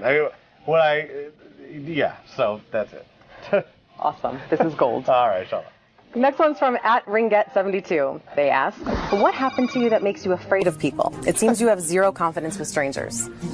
I wasn't very popular in school. I don't know. I don't know. I don't know. I wasn't popular in school. I was probably bullied a couple times. Not like hardcore, but I don't know. I don't know what. I don't know. I like when I don't respond, he just keeps going. Oh, yeah. This is awesome. I'm trying to stop the silence. Next question is silence is deafening. I am going to rely on that. Yeah, next question is from Stephanie and N. She asks, what is your favorite moment working on The Stern Show after all these years? And if you could change anything about the job, what would it be? If I could change anything about the job... I don't know. I like working here. I wish I didn't have to divulge or didn't feel the need to divulge so much information about myself. Okay. But that sort of goes along with the territory, I guess. And the favorite moment on the show, geez. God, there's so many. I don't even know what happened yesterday, for Christ's sake. I did like feeling the Florida chick's ass. Okay. Remember that. I know you like a big ass. Like a big ass? I don't know. Reading Winter. That was definitely one of the best times. I think I had. Winter is when there are no leaves on the trees. Winter is when we say goodbye to the birds. To the what? So, yeah. Fantastic. You're great at poetry reciting. Well, thank you. Question from @traced_Inc. asks, do you like Robin's or Rachel's boobs more? Robin's or Rachel's boobs more? Well, I haven't seen much of Robin's boobs lately. Devil! So I'll say Rachel's. Thank you. Even though I haven't stared at him once. I noticed how this guy's not even making eye contact with me, let alone boob contact. Straight ahead. Your beauty would just confuse me. And I'm already confused enough, so I'm just. We need you at 100. I'm focusing on Chris and Robert's crotches over here. And we've already learned another profound truth. There you go. Next question. I'm not focusing on the crotches. Right. He's totally staring at them. I'm staring at your tits just now. There just you go. for you. F, Marry, Kill. Lisa G, Rachel Fine, Robin Quivers. Oh, Christ. Well, I do seem to remember someone's F, Marry, Kill recently where they decided to kill me. JD, it's not that I want to kill you because I really like you too, so don't get all pissed off that everyone kills you. He will be pissed. I know, and I don't want you to because I like you. You're a sweetheart, and I enjoy you quite a bit. I just think that I'm closer with the other two, so this is not about you, JD, and I really do want you to get laid and married and have the other options besides being killed off. I felt like I might get payback for this. Jason and Benji again. Okay, but I specifically clarified in there. Hello, whose fine time is this? Okay, go ahead. It's my fine time. It was not out of meanness. It's not out of love for you. It doesn't matter. Does that mean I get automatically killed? Killing Lisa G. All right. Killing Lisa G. Sorry, Lisa. She's like a mom to me, for Christ's sake. And you would kill your mom? No. Well, so you're saying. This is F, Marry, Kill. Okay. If I had to kill someone, it would be Lisa You can't G. bang or marry your mom. No. I gotcha. And probably marry Robin. And fuck you. So there you go. That was a pickup line. I liked it. At Genius is Dead asks, do you feel that you and Howard are developing a father-son relationship? And are you confident that Howard will help you find a job in media after Sirius ends? I try not to. People, if I started believing how much Howard was trying to be his dad or something, I just think that would be. I would feel douchey or something. I just think that something like that would go to my head, I could do no wrong in Howard's eyes or something. You keep it humble. Yes, so I try not to think about that. As far as after, I don't. If he does nothing, then I don't know if he'd help me. I don't know. I haven't thought about it. Just giving it a minute. All right. Next question from. Wipe my nose. I'm about to put the pillow back between us. I told you. Next question from DZ. D asks, do you like when fans approach you for pictures and autographs? To be honest, listen, yes and no. It's nice to be recognized and people like you and stuff. But it's awkward for me I don't like any pictures taken of me, period. But it's all, having people treat you like a celebrity or something, like you're someone, is very odd to me. So it's very uncomfortable. But I don't, if excuse me, if it happens a lot, like I was at this block party show and people were just coming up to me left and right, and yeah, that can be a little much. I can't go up there because there's fucking people overrunning that place. But, it's fine. I take pictures and stuff. Do you mind getting recognized in the street? Do I mind? Do you like? No, I mean, if it happens, it happens. I don't certainly seek it out. So it's like I said, it's very awkward. I'm not used to it. And I just don't feel famous or anything. It rarely happens anyway, unless I'm at a Stern event. It rarely happens. Okay. Question from @Carwood22. It's pretty famous. It's pretty famous. God help famous. Carwood22 asks, if you could change one thing in your life, what would it be? If I could change one, probably that I wasn't so lazy so much. Okay. I would tend, if I'm not working, I'm very lazy. I'm like the polar opposite of, here I try and get what I can done and stuff. But when I'm not here and if I'm at home, I don't do shit. And I wish I could, push myself to do more things. Is it just because you're uncomfortable to go outside and do something, or is it because you're just not motivated? And other career aspirations that I might have. Like what? Everywhere. I've talked about making movies and stuff before, which I'm not talking about anymore. But there's the sense of I don't want to fail at something and be seen as a failure, and be made fun of as a failure and stuff like that. So it gets easier to stay in the house. Yes, exactly.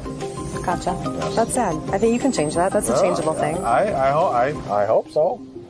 Ed Beaver City asks, did you ever take speech therapy classes? And what is your favorite part of being on the Stern Show? So let's take those one at a time. Did you ever take speech therapy classes? No, not speech therapy, no. I've taken English classes in high school and stuff. But no one ever addressed your ability to put words together? No, I can put words together fine sometimes. Listen, I'm not, you know, it was shorter than what, you know, it's all right now. It's just like, what do you want? I don't know. What is going on? Something like that. I think if you watch this on the replay. I don't care. I'm not going to watch it. Oh, you're missing out on some gems. No. And you would never look into doing speech therapy or something like that? Kill this career that I got going of being a mumblemouth or whatever? Or whatever. And part 2, what is your favorite part of being on the Stern Show? Favorite part about being on the Stern Show? Having chicks be into you. Just because they know you from the show. It's been nice. That's an excellent It's gotten, well-known people, famous people that I've respected in the entertainment industry and stuff to know who I am. And JD, come on in. Let Ryan meet you. He's had the opposite life you've had. Ryan, JD loves the good-looking guys. So. Yeah, do you want to be part of the posse? You might be able to get me in the China Club. You know, that's cool. So you can make connections here and there. Listen, I was a huge fan of the show before I started working here. So that in it of itself is like the best part is being able to contribute to a show that you loved and made you laugh for years. Now that I can make people laugh, even if it's at me. It's fun. It's good. I like it. Plus the ladies. And the ladies. Hopefully they're not laughing at me. So. Hopefully not. Yes. Question from CWB in Tennessee. He asks, how do you live day to day being possibly the most socially awkward dude ever? How do I live day to day? I don't do anything socially. That's about it. That's a good solution. Excuse me. If you were to sum up, sorry about that. If you were to sum up this experience in one succinct sentence or paragraph, how was your time on Fine Time today? Very snotty, because that's how I feel right now, and I apologize to you and the viewers for this. Yes. Okay. I am so sorry. It's been awesome having you here on Fine Time. I want to remind viewers, keep sending your questions. You can tweet them, you can Facebook them, you can email them, you can even send video submissions and be a part of the show. And remember, this is your show, so don't screw it up. Until next time, I'm Rachel Fine, and I have had a fine time with you, JD. I don't think you stared at my boobs once. Like one. I don't think I hardly stared at you once. I don't think you looked at me. Can you look people in the eye? No, hardly. It's really. Can just say one sentence looking me in the eye. What I.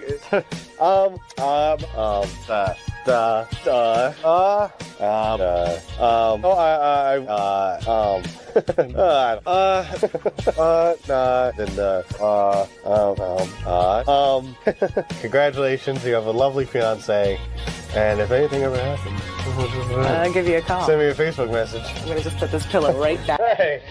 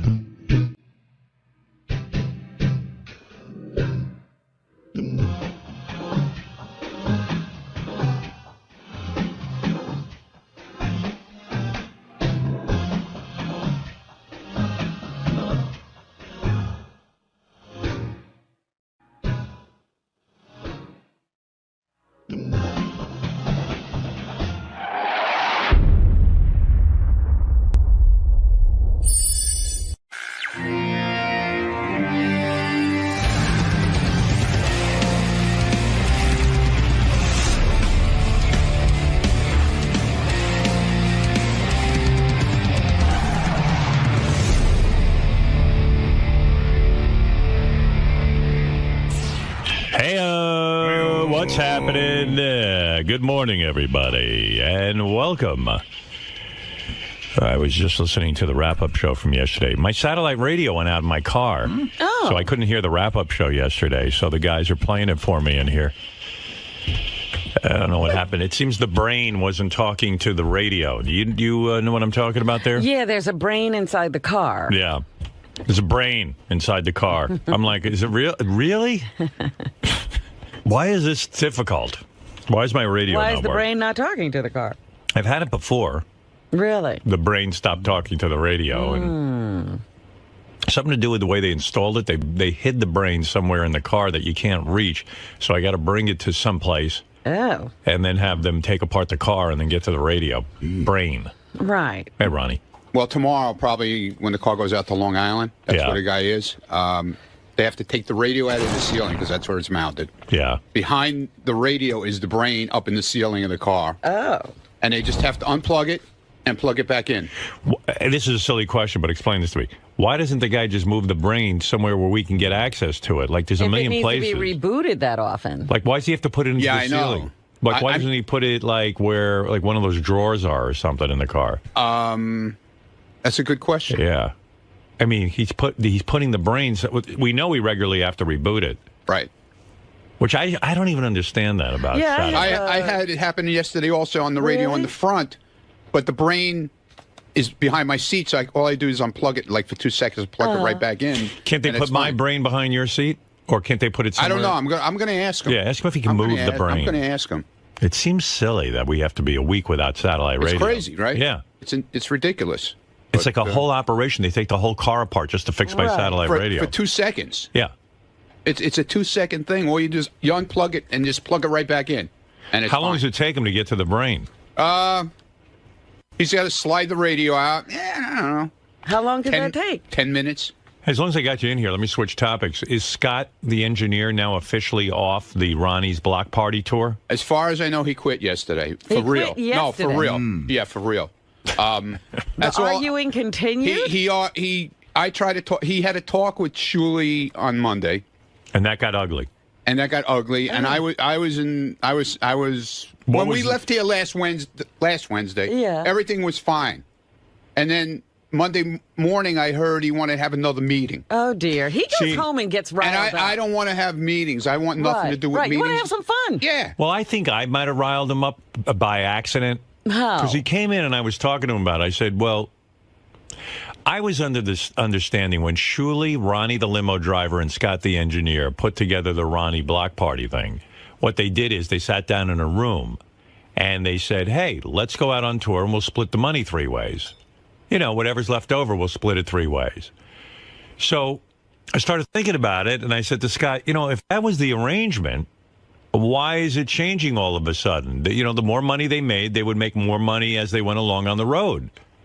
So if that was the deal, I kind of said it to Scott. Hey, and Howard, I can tell you, I spoke to Shuli. I think he's here today, too, because he's got some funny letters from people that are already suing Scott that want money back from the trip. Well, he's already booked on Toronto. Right, the Toronto people want their money back. He's promoted on Toronto, and he quit the show. You can't do that. You got to give notice. Well, that's what I said to him yesterday. I said, well, if you're going to quit, you should do the Toronto show because, you know, you're already booked on it. Maybe he doesn't want to do the Toronto show because he feels you guys will be angry with him since he's quitting and he's going to take a lot of shit. Well, but I mean, he's quit before and we weren't happy with it, so why would he think we'd be okay with it now? What was your discussion with Scott the engineer? I heard it was heated. Like, he can't get off the... You know, but then Ronnie told me the original deal wasn't that you guys are going to split 3 ways. No, it wasn't. He's the only one, and Ronnie sits there and tells him right to his face, there was no partnership. There was no splitting down the middle. So how do you decide who gets what money? In other words... Well, I wish I didn't have to do it, but unfortunately I do. You're sort of the appointed leader of the group. And so you get paid. Right. And then, like Ronnie said, he's thrilled. He gets a check for $2,500 or whatever it is like Scott gets. And he doesn't even ask any questions. He's like, I can't believe I get to go to Ronnie's block party and make $2,500 for the weekend, which is a lot of money. The only gripe Ronnie's had was he said, I just need to make sure that I'm back Sunday in time to be at work Monday. Right. That's it. That's it. That's the only thing I've gotten from Ronnie this entire tour. Not to mention the 5 other people on the tour, not a peep. Nobody's complaining about a fucking thing. Scott is under the belief that he is the draw with Ronnie. In other words, you guys go out on your own and you draw nothing, according to him, and that they could get any comic to front the show and do the hour show, and then he would pay them.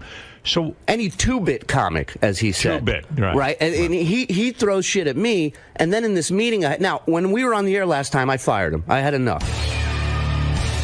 Shuli, I want a ruling on this. Is Scott off the show? He's off. He's done. He's done. You're never working with him again. And everything he's done here today Good. I don't need this proves shit. that I'm making the right decision. Trying to throw us under the bus, making up shit. I was going to do it. I had no problem doing the shows. Of course you have no problem doing it. Of course. You're getting $2,500. Right. Yeah, really. But yet you have no problem fucking bitching about everything. Ronnie came to me, he said, look, let's try and work this out. You know, and I understand Ronnie and him are friends. Out of respect to Ronnie, I said, you know what? I'm going to give it a whirl. Right. We sat down last week in the office in Scott's studio, talked, worked everything out. I said, Scott, from here on out... So you said from here on out, you'll get a salary. You'll get a flat fee, and on weekends that we do well, when I can bump you up, I will. Right. I didn't say you're never going to make more than this. I said, this is your minimum. And then if I can do more, I will get you more. And he says, wait a second, Shuli. No. He agreed to it. Right. He agreed to it. Right. Then the weekend came. Uh-oh. Then Monday morning came. Right. Obviously, somebody got in his head. Well, he got in his head. Or he got in his head. Right. And he shows up Monday and he says to me, after the show, I'd like to meet with you two again. So I said to Ronnie, I go, he wants to have another meeting. Ronnie's like, what's another meeting? Ronnie's like, I'm done with these meetings. I don't want to do these meetings. Right. So we sit down. Right back to square one. Right. This was a partnership. This is this. And I go, Scott, you already agreed. We were moving forward. Well, I thought about it, and, it's just not right. It's not fair. If you guys want to be fair with me.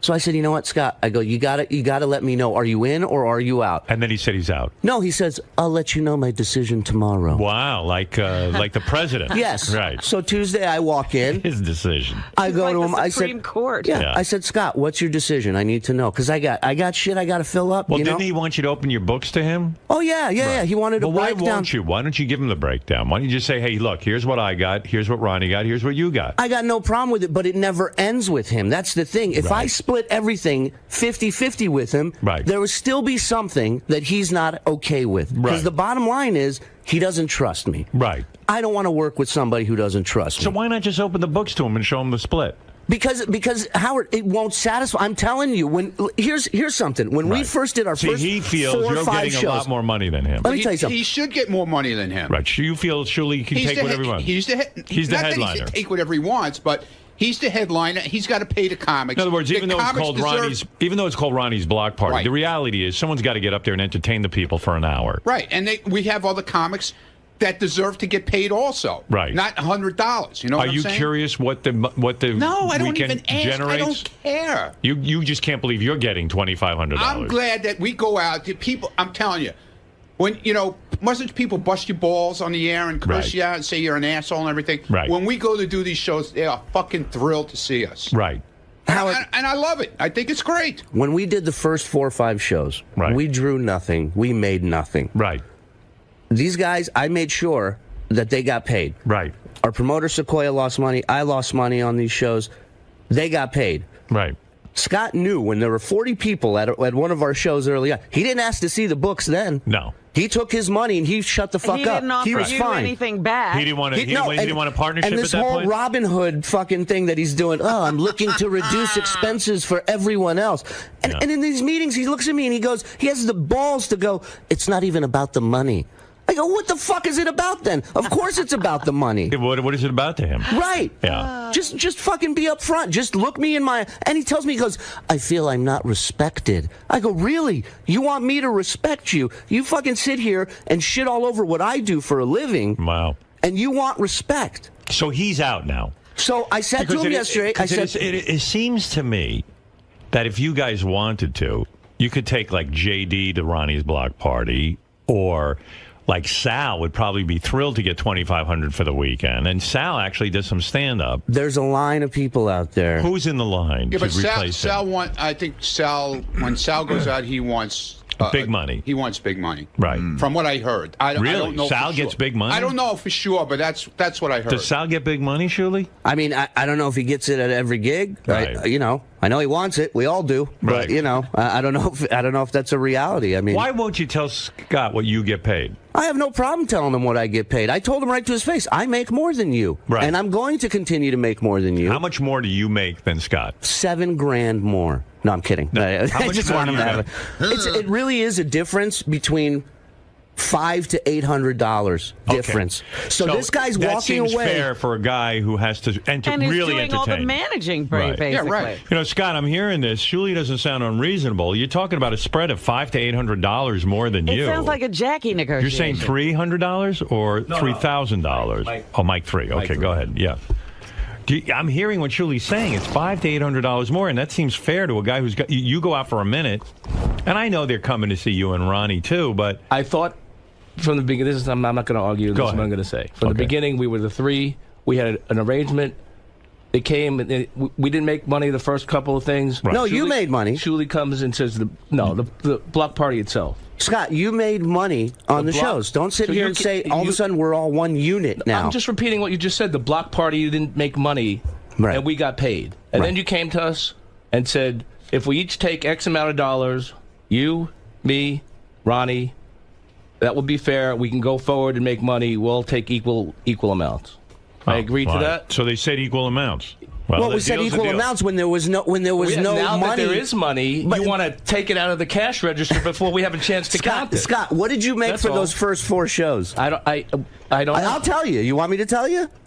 $400. No. The first 3 shows we did you not make $800 a show? No, one show. Ronnie, what did we make the first? One show you made $800, right? And then after that, it was like we got to take less because nobody's making money. So well, nobody was showing up. I know that. I said fine. We all agreed to take and then it all of a sudden. So you went from 500 all of a sudden, to 2,500. Well, that was one show, and then it became 4 shows. So don't tell me that I went from this to that. It really didn't change the amount of money I was getting. Let me ask you this, Scott. In all honesty, let me ask you this. Out of all the people on the tour, why is it that you're the only one who has these issues? Why is it nobody else has come to me? Because nobody else made an agreement. Ronnie doesn't give a shit, apparently. He just Ronnie made the agreement, but he just doesn't care. It was an idea. It was never a partnership. It was an idea. And your idea of a partnership, let me tell you how the partnership got started again. I said, Scott, would you be up for doing something on the road? Yeah. That's how the partnership got started. All right, let me ask you, did you ever say that we're going to go out and split it 3 ways? I never, ever once said, and Ronnie, if I said it, tell me now. If I ever said we are splitting everything down the middle 3 ways, tell me. Nobody ever said that. We all agreed to take the same amount of money. No, we didn't. No, we didn't. Because we always said that. Well, that's your problem. If you did say that. No, my problem is him. Nobody. I've just relieved you of a problem. Well, all right, so you're out. In other words, again, you've quit. Again, you quit. I didn't quit. Were you booked to go to Toronto? Yes. Or were you advertising that you were going to Toronto? Whatever they were doing. Well, of course we were. Then you should do Toronto and exit like a gentleman. But it's too late now, Howard. It's too late. I had to change the flights. Because as of yesterday, I said, "Are you in or are you out?" I need to know. Right. It's not easy. Who are you going to bring with you, JD? JD has stepped in. He's going to fill in, and that's that. And we're doing a rotation. We're going to take whoever wants to come. Who do you have in mind? Like, in other words, let's say it's JD. Like Regis. Anybody and everybody. It's like the Regis show, like Kelly Ripa's in audition. Anybody who wants to go from the show. I think Jason would be great. Do you think people want to see Jason on stage? I actually have gotten a lot of people on Twitter saying that they would want to see Jason. Tracy, I think, would be huge. They want to see Tracy. I would love to see Tracy. What's Tracy going to do on stage? Just fucking yell at this guy, yell at Ronnie the whole time for all I care. Come out and say douche and all that kind of stuff. That's more than Scott does. Listen, that's Tracy's got an act. Yeah, I mean, compared to Scott, she does. And that's Is there anyone you would reject from here? In other words, let's say. Oh, I don't know. I'm trying to think of somebody who's sort of... Steve Brandano. No, I would take Steve. You would take Steve? Yeah, because he hosts the intern show. People know who he is. I see. Well, it's true. I mean, who the fuck is Scott? We're going to do a thing called... Right. We're going to do a thing called... kind of a nobody. So I got rid of this. So I got rid of his problem, and I made it easy for him. We're going to do a thing called mystery guest. Go ahead. In each city we do. We're just going to say It's the Running Man Block Party with Shuli, blah, blah, blah, blah, blah, the But what if the mystery guest and the mystery guest? But what if the mystery guest is JD? Shouldn't you advertise that? No. Because people love JD. You don't know who's coming. You don't know. You don't know who's coming. It's a grab bag. Yep. You know, I don't know who made him boss. Would you have Richie Balinson come? I think we might have to draw the line of Richie Balinson. Richie Balinson is the guy who installs radio. Yeah, the installer to the stars. Right. You wouldn't have him. No one wants to see him on stage. Yeah. What about... Look, I tried to talk to Scott yesterday morning alone. Would you take Ross Zapin? I can't imagine me on stage going, ladies and gentlemen, welcome Ross Zapin. Why not? It's the same thing. I would love to see what the reaction is. Would you take any of the guys from Howard TV, like Scott the Phelan, I'd take in a second. He's a fucking party. But do you think people know Phelan? Yeah, they know him as Drunk Cam. They know him as Drunk Cam? Yeah. Boy, Scott, there's a lot of people. And all these people, by the way... Would you take Scott's intern on the road? No. Rafia? Yeah. I'd take her in a second. Rafia? Oh, yeah. You're saying... She could tell all Scott's stories on stage. It'd be great. It'd be like having him there. Yeah, and then he won't scold her and punish her afterwards. Wow. I tried to talk to Scott alone yesterday morning and say, dude, what are you doing? You go out, you have a good time. It's a weekend. You get away. You know, you have fun. You're with the guys. You pay them to get away. I could understand if you were getting $200, $300. You know, he has this thing in his head. He doesn't trust Shuli. That's what it is. They keep changing things. They don't inform me of things. What if Shuli? What have we not informed you on? What are we changing? So I found out from somebody, a friend, that he goes, so you're doing a barbecue in Toronto? I go, a barbecue in Toronto? When? The barbecue, the meet and greet we're doing in Toronto went up 2 days ago. That Scott. was just added. 2 days ago. I found out about it also. But you weren't going, so why would we tell you? No, I'm just telling you, things happen. I'm like, really? Well, what happened beside the barbecue? Because as these guys explained, the barbecue, whatever that is, it's a meet and greet. Usually we do a meet and greet at the club before the show. We're at before the show. You know, but for some reason they can't do it there. So this guy, whoever this guy is organizing this thing, you're gonna have a barbecue. He's doing a barbecue meet and greet in the afternoon. Why do you care about? Why do you even want to know about that? Right. If I got it, what's the difference if you meet and greet at the barbecue or you meet and greet at the club? What is the difference to you? Why should they bother you with that? Free food, no matter what, Scott. You're gonna have a nice. You're gonna go away and have a barbecue. Yeah. You got to ask. This is so good. This is so funny because I thought it was so insulting.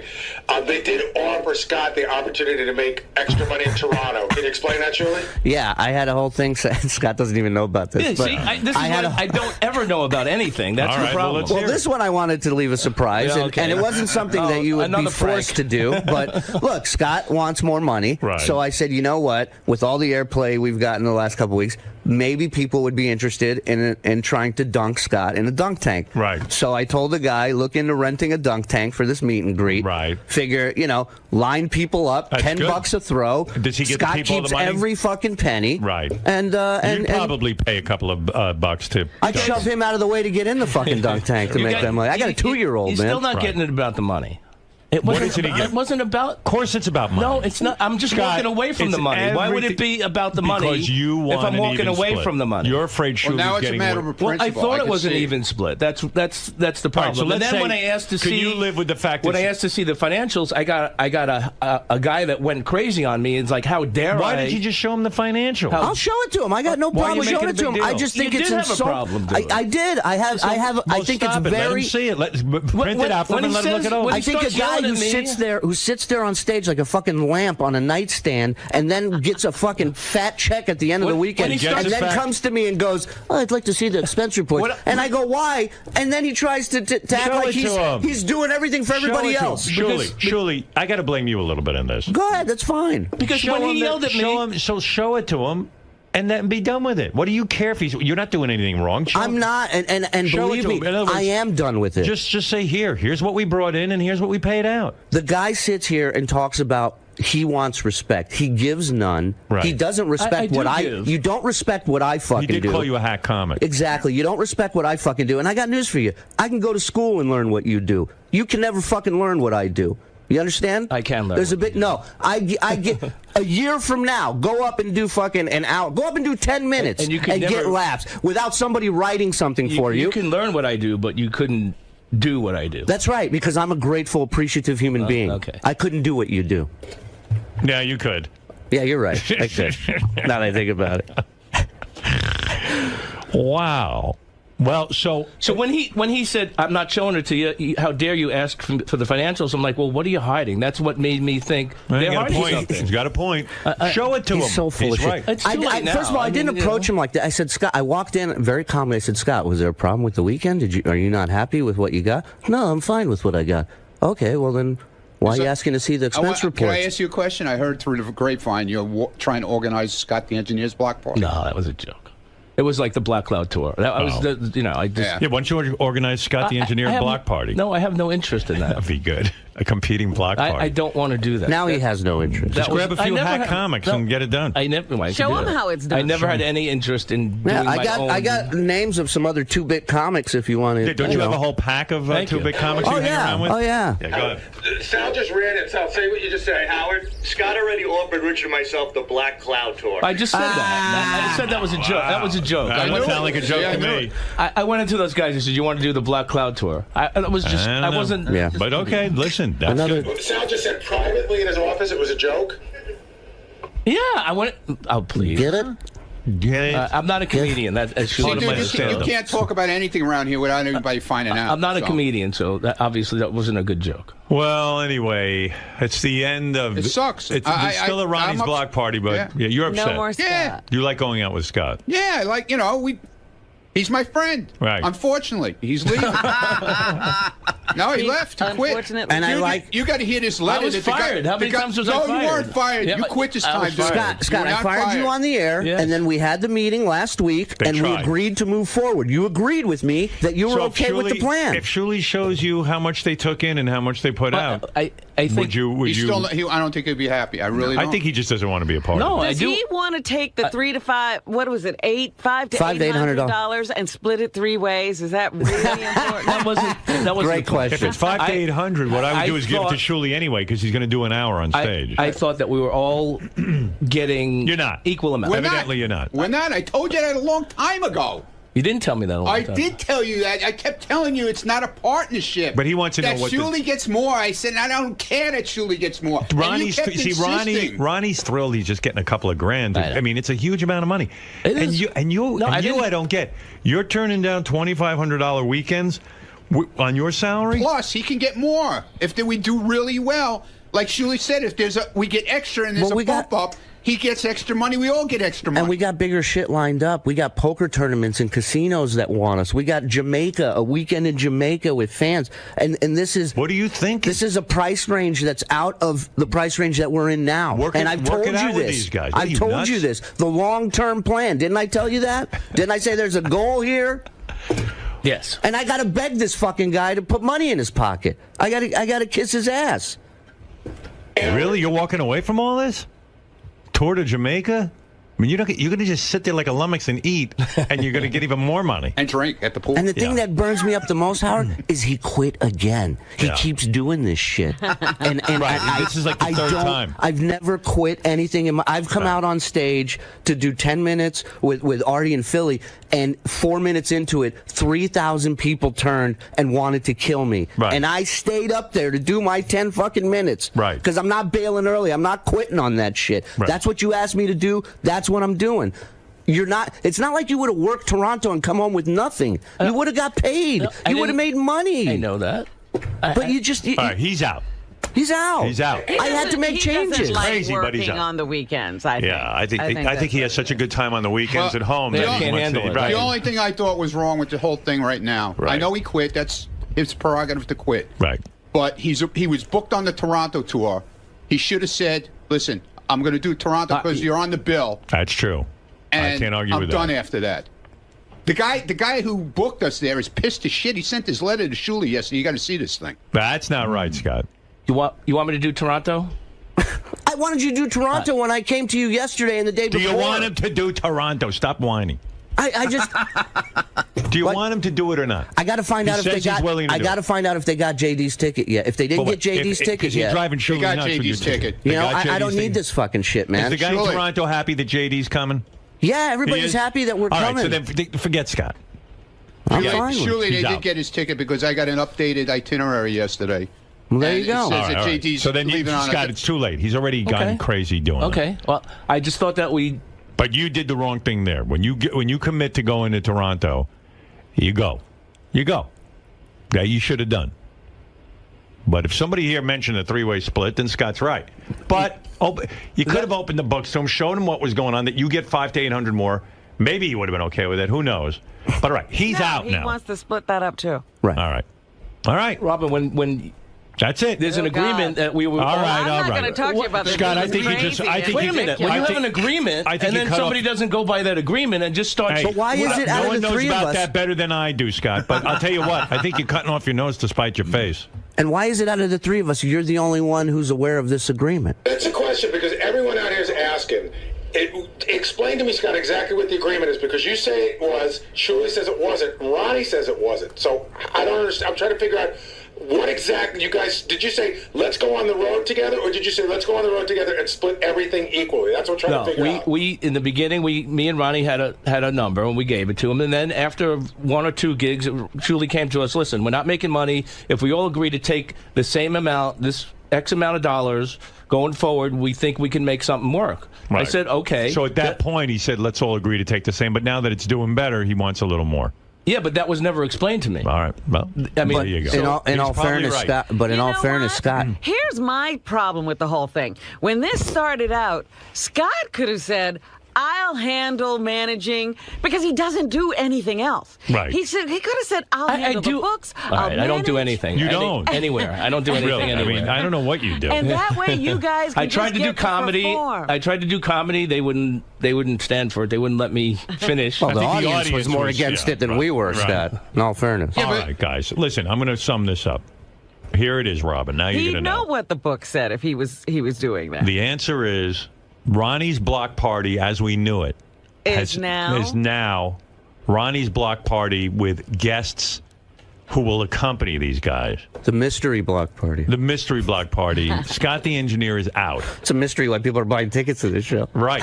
I don't know why anyone's involved with this in the first place. I don't know how this is even going on. It's the funniest business It ever. really is. I think our fans have lost their mind. Having to go sit and watch Ronnie yell on stage at women to take their tops off is crazy. But look, They people love it, seem man. to they love it. They do. According to him, they love it. They do. And if Surely? he wouldn't, Do they love it? They absolutely do. And if Scott wouldn't have missed that Chicago-Arizona weekend and we brought JD with us, like, Scott would have leverage in this situation by the means that, I don't know if people want to see somebody else. Maybe they are coming just to see Scott. But with the fact that we used JD and we saw the turnout and the energy and the way the show went, I mean, that was so kind of... JD is in Toronto. Here's a perfect example, a quick example. Chicago and Arizona, he didn't go to. Okay, right. We did really well there. Right. And everybody got more money. He would have got more money too. Right. He doesn't trust. I'm not going to go through the numbers. Scott doesn't trust. He just doesn't Scott trust. doesn't trust that he's really getting as much as he should. He asked me to write up a contract last week. He did? Yeah. He asked me. You're going to write up a contract? What are you, a lawyer? Yeah, he wants me. On top of everything else I'm fucking doing, he wants me to have a contract written up stating what he's going to make, so we don't run into this problem Well, again. if it keeps changing, the more we make, the more you take. If it keeps changing, then why should I believe that it's not going to change again when there's more money? Of course, it's going to change. It depends on how much everybody makes because. There's overhead, there's expenses, there's hotels. He wants to see it. He wants to see I what's know. going on. I don't want to see. I don't give a shit. I know there's expenses. Give me my check at the end of the week, and I'm happy. I go home. All right. That's what I got in it for. Okay. To hang out. You can't believe you're getting a check. I'm happy. I'm thrilled. I just thought there was an agreement, and then all of a sudden there wasn't an agreement. It was different, and I wasn't consulted. And Do I you thought understand that you're the only one who has this understanding? I'm a pain in the ass. No, So- you have an understanding that nobody else has. Do you understand that? No. All right, boys. I don't know how to resolve this other than... I don't know either. I tried to talk to him It's yesterday resolved. alone. Scott's off. It is resolved. Scott's sitting home. Ronnie, I know you're upset. You like going out on the road with Now Scott. I get to mow the lawn every weekend. Right. So what's wrong with that? So Scott doesn't seem all that broken up about it. I guess not. No, I'm not. I told you. He makes enough money here. He doesn't need any extra. I made a ton. Right. So. What can I say? Well, there he goes. You guys are upset because he's turning down $2,500 a weekend, and you're like, holy mackerel. He's like committing suicide. He's like with Jackie. I know the feeling. I sat down with Jackie on a private jet coming home from Vegas while Jackie was stuffing himself with shrimp cocktails and drinking and everything else. And he said to me, I don't know. I think this is my last trip. I go, really? He goes, yeah, my contract's coming up, and I think there's going to be a lot of problems. And how many times did you think to yourself... And then I went, well, what problem is there? You're making millions. Millions. Right. Millions. Right. I go, you have no idea. People in radio don't... Well, you know, we're the Beatles, and I think, you know, I could be doing a lot of other things, like punching up scripts. I go, who's going to hire you to punch up a script? Oh, you'll see. You should have punched him up. You told me, you held me back. I said, I held you back how? At the Friars Club, they don't want to put me on a roast. I go, why would they do that? They don't like you, so they don't like me. I go, really? Everything is back to you. Yeah, and then I go, well, and you know what? You're making a lot of money, and, you know, I feel like I'm a huge part of that. I go, you are a huge part of that. Yeah, but I should make a lot, and you should open your books to me. He started in with that. He goes, on the E, when they add a market or they add a market in syndication, I should get more. So if you tell me, and each market I want $25,000, and then I go, whoa, really? You think in each market you should get more? You're making a fortune. I said, do you know I can do the show without you? I'm not doubting you can do the show without me, but if this is going to go on, books have got to be open. Oh, okay. Goodbye. That's how I feel. That's how I feel. But Jackie and I never had the understanding that there was going to be a three-way split. Well, it seems to be the same thing here. Jackie had an understanding of what should be that nobody else did. Yeah, he had his own understanding. I swear. And he did. Fred makes more than me, Robin makes more than me, and I'm just in. And I go, you don't even know what Fred and Robin make. I don't know what Fred and Robin make. How would you know that they make more than you? I know. I go, you don't know. You don't know what Robin makes, and you don't know what Fred makes. And that's the thing, you know. It just, I can imagine you sitting there and in your head going, what the fuck is going on with this guy? I said, I can't imagine another writer, whether television or radio, that makes the millions he makes. I'm talking about, you know, like on Jay Leno's staff. Jay Leno has 16 writers. I don't think any of them were making millions. I don't think on David Letterman, I don't even think his executive producer makes millions. I know comics who write jokes and send it in for his monologue how much, and get made $50, $20. $50. Yeah, that's what I said. Well, how about we pay you I'll pay you the best rate in the business. I'll pay you $50 a joke. You know, and then if you write 10 jokes, you get $500 whole dollars. I was talking to a guy the other day. He just started doing stand-up. He's doing it a year. I said, how do you like it? He goes, I just hope to be able to make $25 a night here in the city. Right, $25 a night. And when I met Jackie, he was making $50 at a bachelor party. Right. And I'm insulting him. Yeah. You know, and it's like, I don't need it, dude. Listen. All right, so, Scott, it's over. It's over. That's it. Well, you seem okay with it. It seems like a reasonable conclusion to this whole thing to Scott. All right. Okay, guys. All right, it's over, everybody. That's what I'm trying to establish. Everybody move on. Yeah. Block Party is reborn. Block Party is a whole new block party. JD's the man now all of a sudden.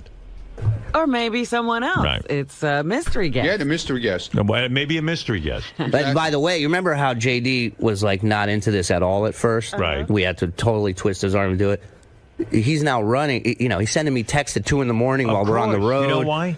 He went out on the road with you guys. He got a taste of it. He probably got paid $2,500 like Scott does. And he got hooked up with girls. And he had a life, yeah. He got laid 2 nights in a row. Yeah, well, I don't know if he got laid. We don't know if he got laid, but there was some sort of activity with girls. Fun with 2 different girls. Right. That he still talks to, I know. That he's still talking to. Yeah. Where is that mush mouth? I love him. I mean, you know, here, in with the new... And he already said to me, he goes, I'm going on the L.A. trip because we're booked in L.A. in September. We got two big venues in L.A. Hey, what is it with you that all of a sudden now what turned it around for you? Mr. Block Party. That you're now Mr. Block Party. What happened? Could you spend an hour getting the headphones on? He can't swallow a pretzel. I'm sorry, they're new headphones. He can't put on headphones. Well, they're new. What do you want from me? They're no different than the other ones. No, they are. Yes, they are. All right. Take them out of the wrapper. Look how big this thing is. Listen, I am not big on... I already think you're way more entertaining than Scott.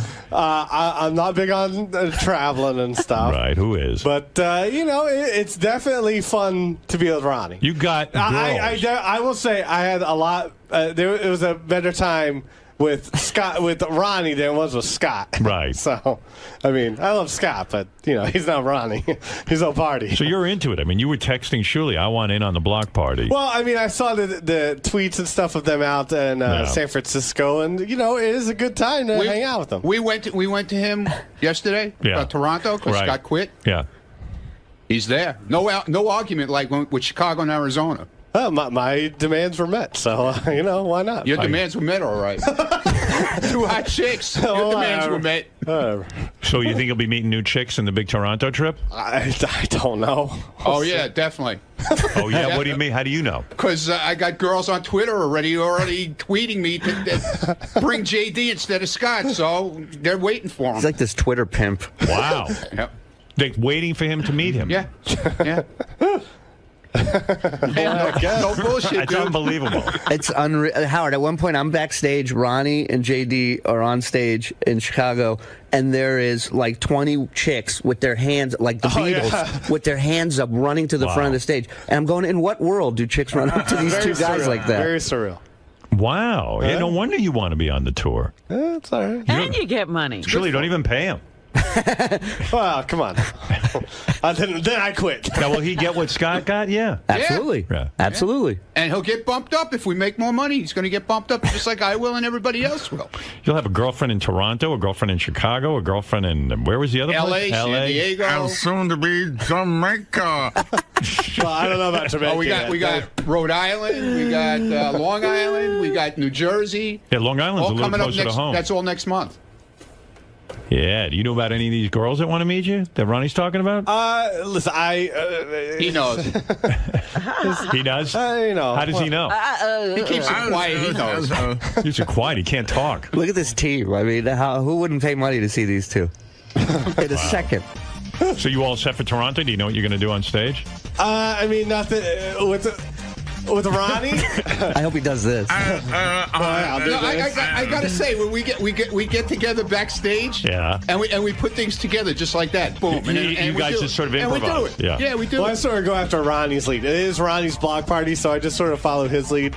There is sort of one thing that Can you imagine 10 years from now, JD's paying child support in 10 different countries? He's like ODB. That ain't happening. Why don't you eat a pretzel on stage? That was funny yesterday when you eat a pretzel. And then talk.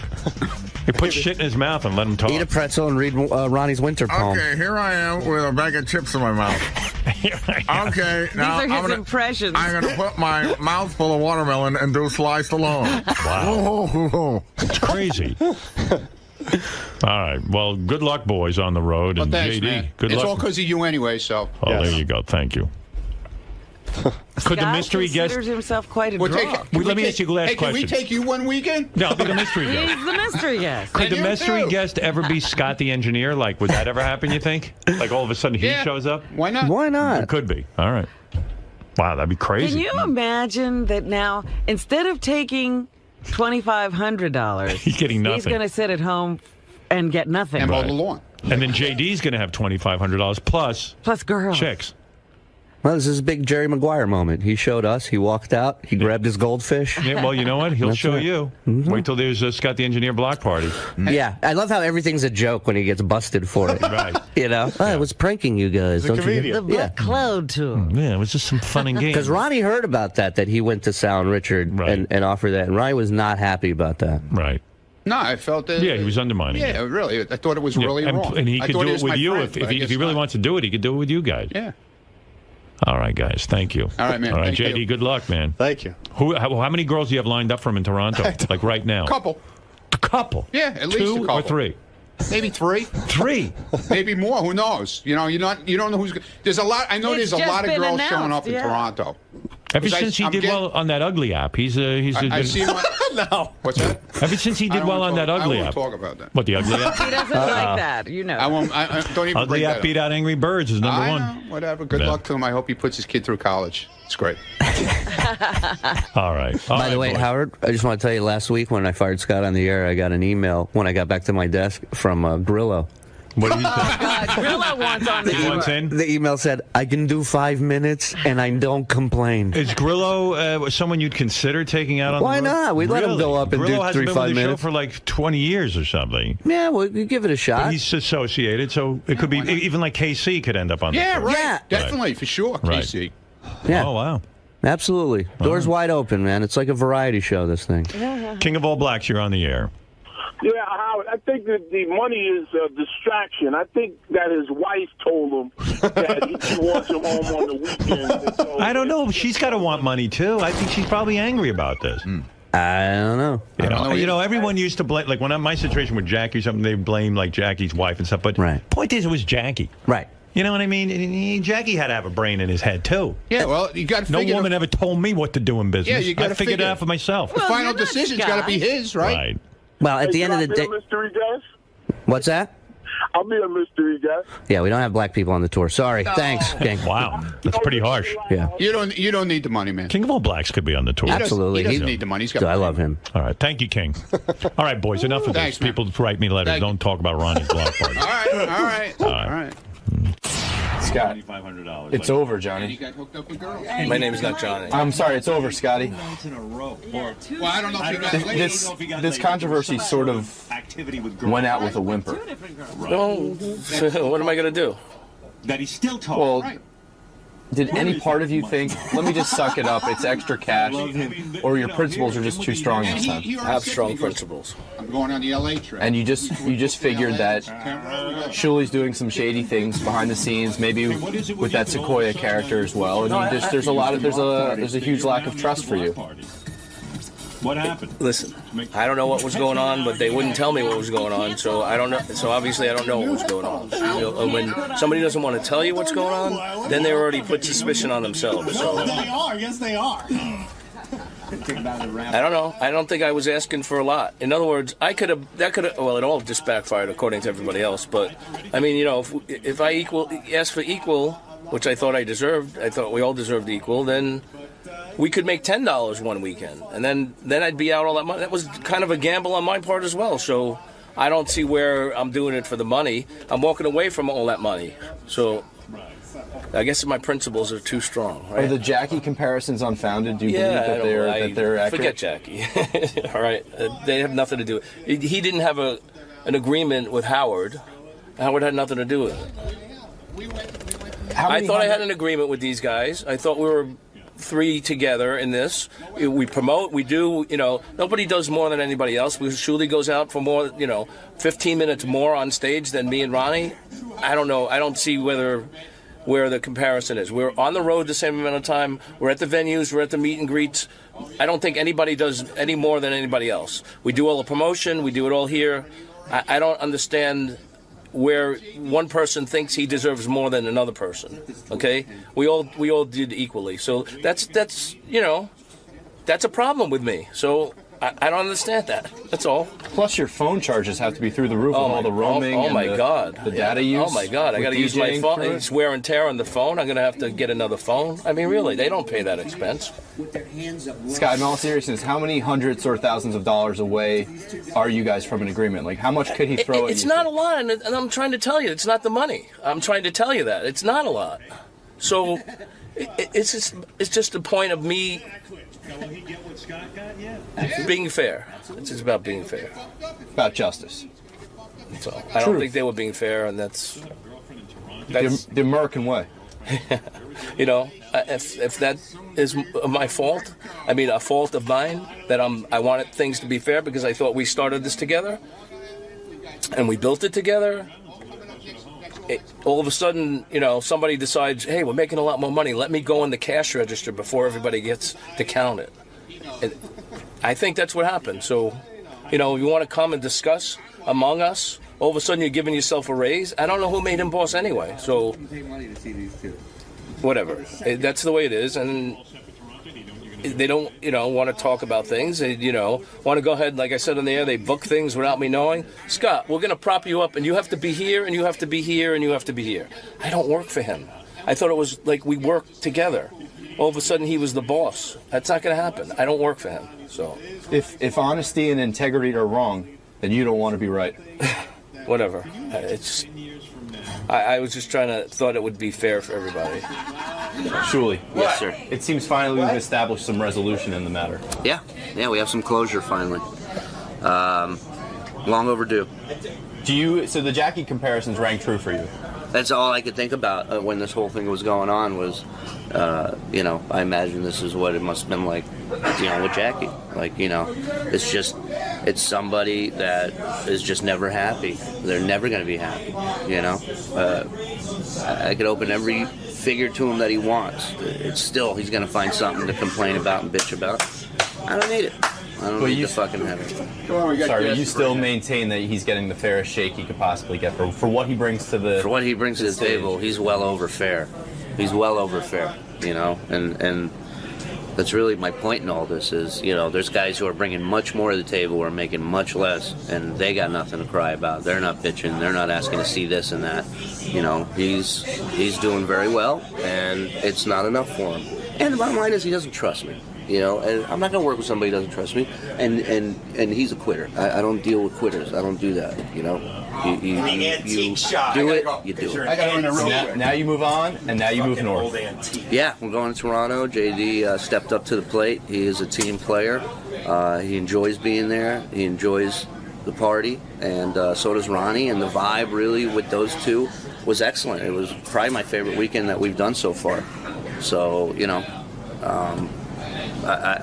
look, I'm excited. I'm just glad this is over with. I've been stressing with this for the last few weeks, and it's just been making me nuts. And I got enough shit in my life. This guy's life's almost over. I don't know what the fuck he's worried about. Mine's just starting. I got a fucking kid to raise.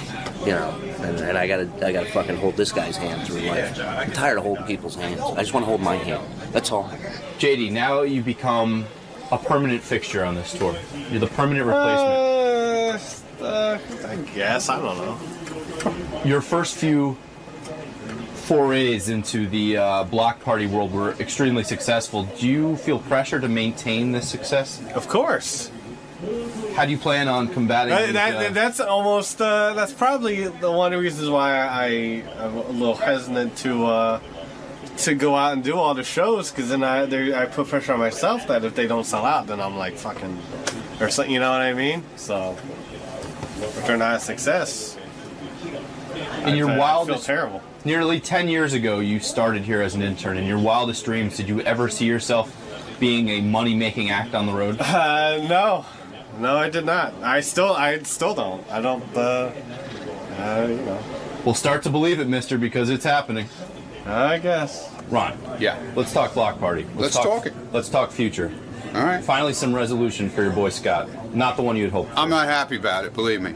I don't know if he believes me, because I know he doesn't trust Shuli. So I don't even know if he trusts me, to be honest with you. You can't work in an environment like that when you don't trust somebody. I don't know how he, whatever. Shuli told him he makes more money than him. I don't understand it, but I tried. I tried to talk to him yesterday, alone with me and him, and he's just got this thing in his head now, and that's it. And I think, to be honest with you, I think he's sorry. I don't know. I'm not sure, but I don't know. I mean, I'd love to see it turn around, but right now for the Toronto trip, they already booked his plane ticket. We took a hit. We're going to lose money because of him not coming now, because they already booked his plane ticket. So he gets his plane ticket.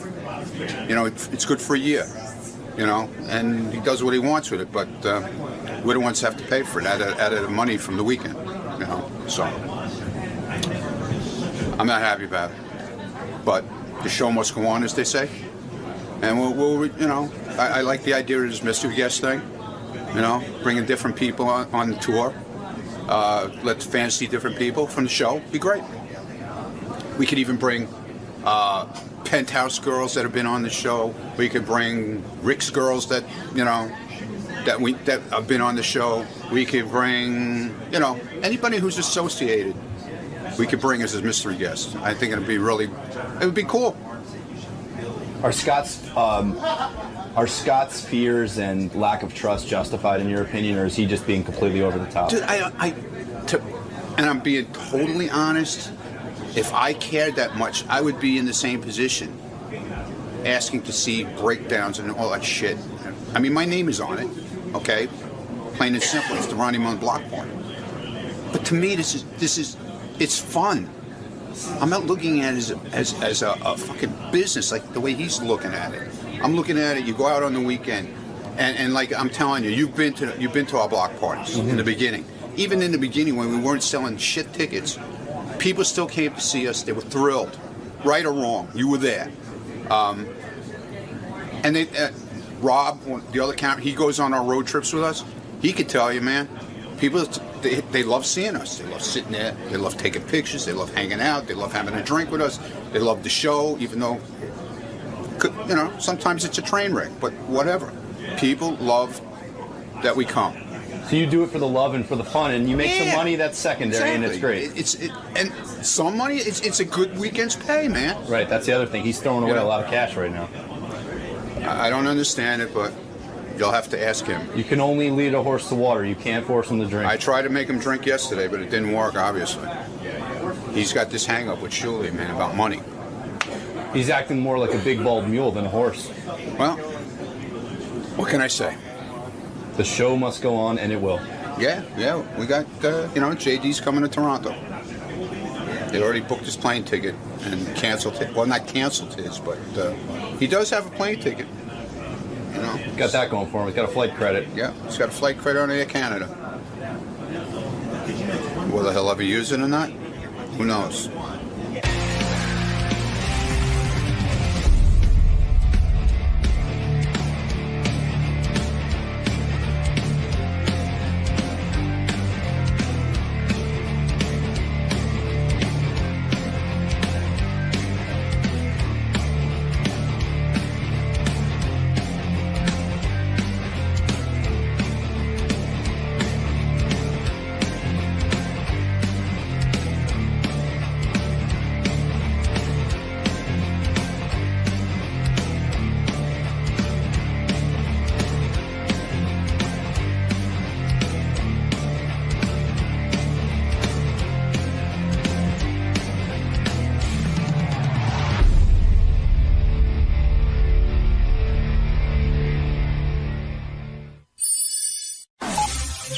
This is the best of the wrap-up show. A recap and behind-the-scenes look with John High and Gary Dell'Abate.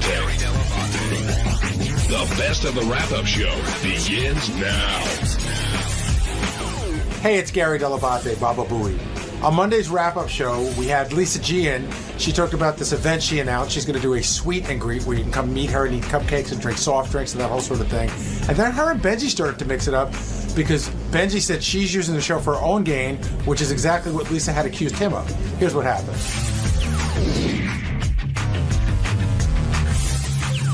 In the news today, we heard that Lisa G will be doing a meet and greet, or sweet and greet, I believe she called it, and only for women and limited to an audience of 22. And Lisa, that was met with some serious feedback there. I know. Well, first of all, the space is small and it only allows that much.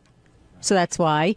And I just wanted to see how it would go. I mean, if it's just me and Marianne from Brooklyn, they're eating brownies, then that's the way it's going to be. I was prepared for that. Well, is this a seminar, chat, a talk, or just is it a chat? Just whatever you want to do. Just come and. I mean, is it a cocktail party sort of thing? Kind of, yes. Or are you going to get up at some point and speak?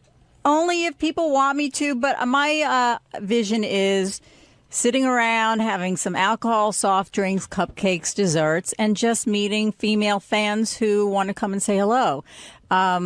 It started when, you'll probably think this is crazy, I went to my local coffee shop's appreciation night. They invited all the loyal customers. And I went, wow, this is so nice. It was small, people in the neighborhood, coffee and snacks. And then I went to America's Got Talent, and I saw tons of female fans. And then right after that, women were calling in complaining that I never stop and say hello. I'm mean. I don't care. I don't take pictures. I'm always running, going, doing reporting. And so I just put everything together and I said, why not do something for women who listen to the show with desserts? That's what I'm about. I think it's a great idea. I got to tell you, I can't get past the fact that you don't have any more activity to do in your life that you went to your local coffee shop's fan appreciation night? I know. It was so nice. I'm there every weekend. I really like the owner. I love the friends that I've met. I don't know. It's a very New York thing, I guess. There's one thing to be having a get-together, but you're charging $103.49 for this, so it's not a free get-together. How did you come up with that price point? A combination of things. One is, the room rental, listening to what other people on the show, what they charge, and that's really how I came up with it. Look, but do you think there's an expectation? Certainly, I would imagine for the 22 people come, you'd sign anything they want, you take a picture with them, but is there anything else? Can I get a piece of Lisa G's kilt or something? No, but I will be making a lot of desserts. Oh, so we'll get some Lisa G desserts. Yes. I know when Benji was selling T-shirts, you accused Benji of using the show. Now, is this would you accuse yourself of doing that also? Well, my issue was I could barely see you in the picture. It was an Elisa T-shirt. That's what my complaint was. But what does it matter? First of all, half the shirt was me, but you can look at it. Well, that's not the way it looks. Or it was Benji. I'm sorry. But Benji brings a good point. Like, so why not enough of Benji's face was in the shirt? And that's why he was using the show? You know what, Benji? Just don't. Why are you even going there? Because I just want to know if perhaps... Because he's still mad at me. If perhaps... No. I first of all, I'm one of the few people here that thinks, go for it. It could be a neat experience. So why don't you just say that? Because he thinks you're being hypocritical. I'm worried that you might be violating your own principles. No, that's not what I said. I was saying that Elisa doesn't work on the show, and that the T-shirts it was about Elisa and about you trying to be a hero to her. That's what my complaint was. But you were worried that Benji Why are was you rehashing it? Why are you rehashing all this? I think it's good hash. God, you're so crazy. Let me ask you this. This is I don't think they will. Gary? What were you saying? I don't think they. This is a real question. I actually was going to say Benji brings up sort of a valid point. Where's the line? I guess of when you're using the show or not using the show.